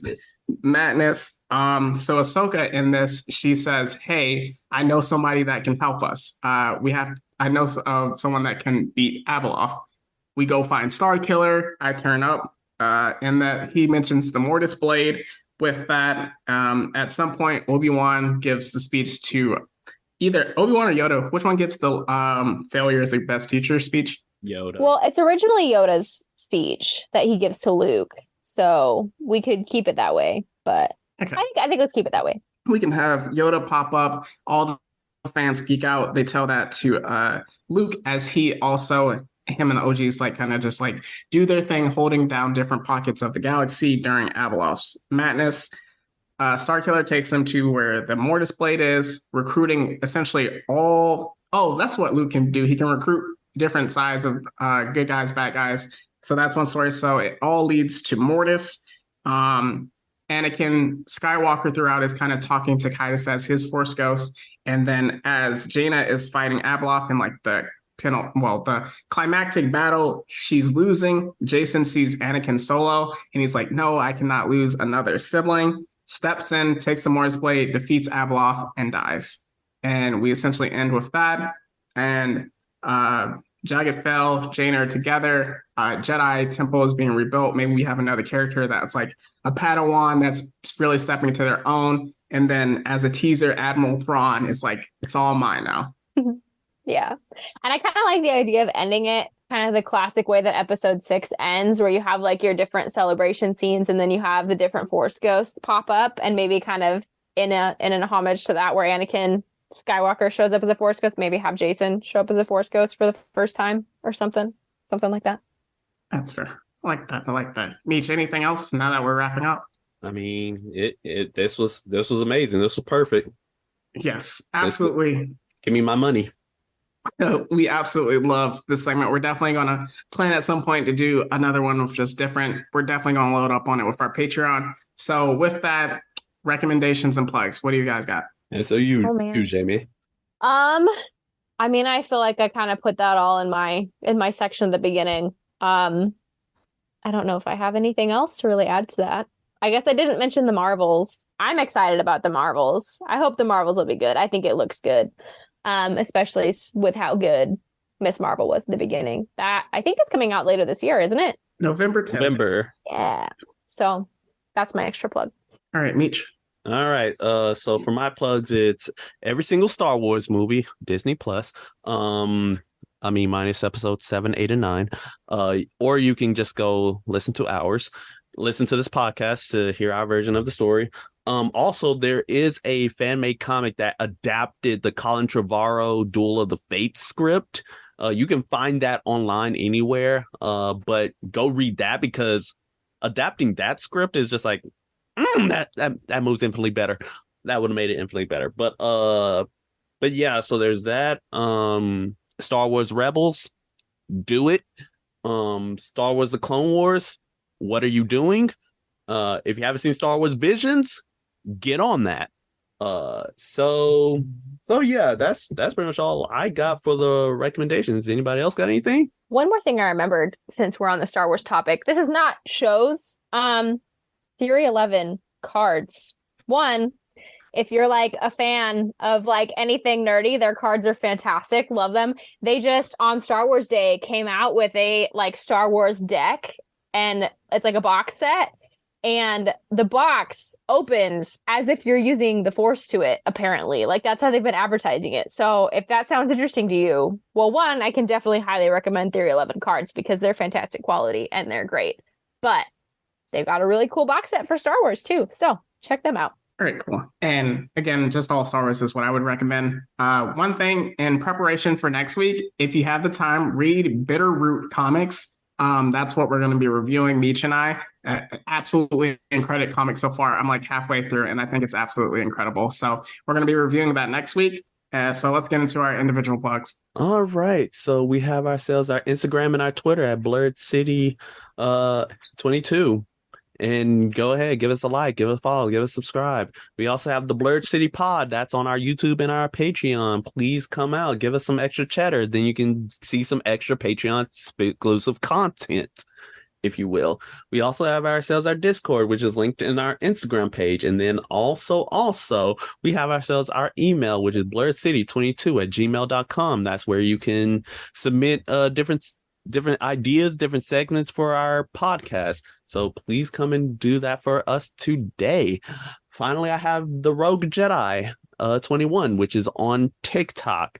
For however long we still have TikTok before it gets eventually banned. I will still be posting out-of-pocket content on there.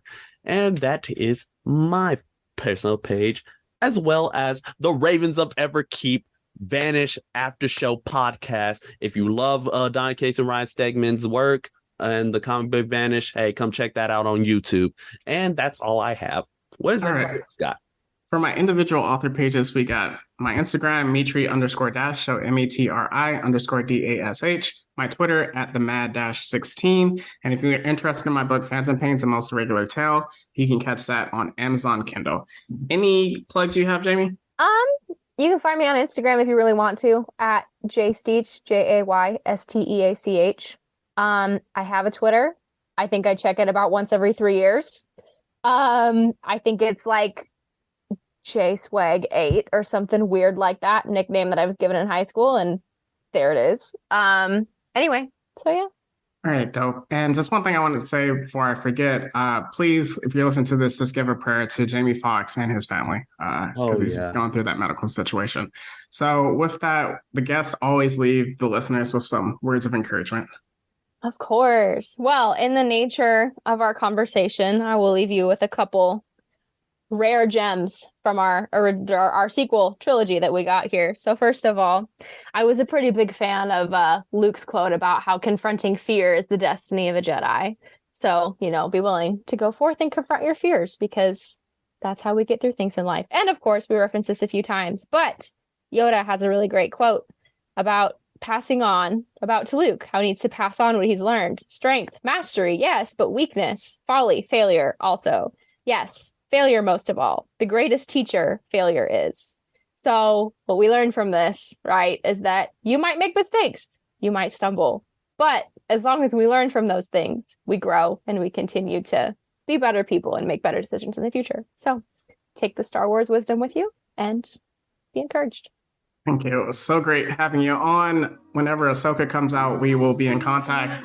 So with that, as we always leave you, it's not goodbye forever. It's just goodbye for now. And that's the Blurred City Podcast. See ya later.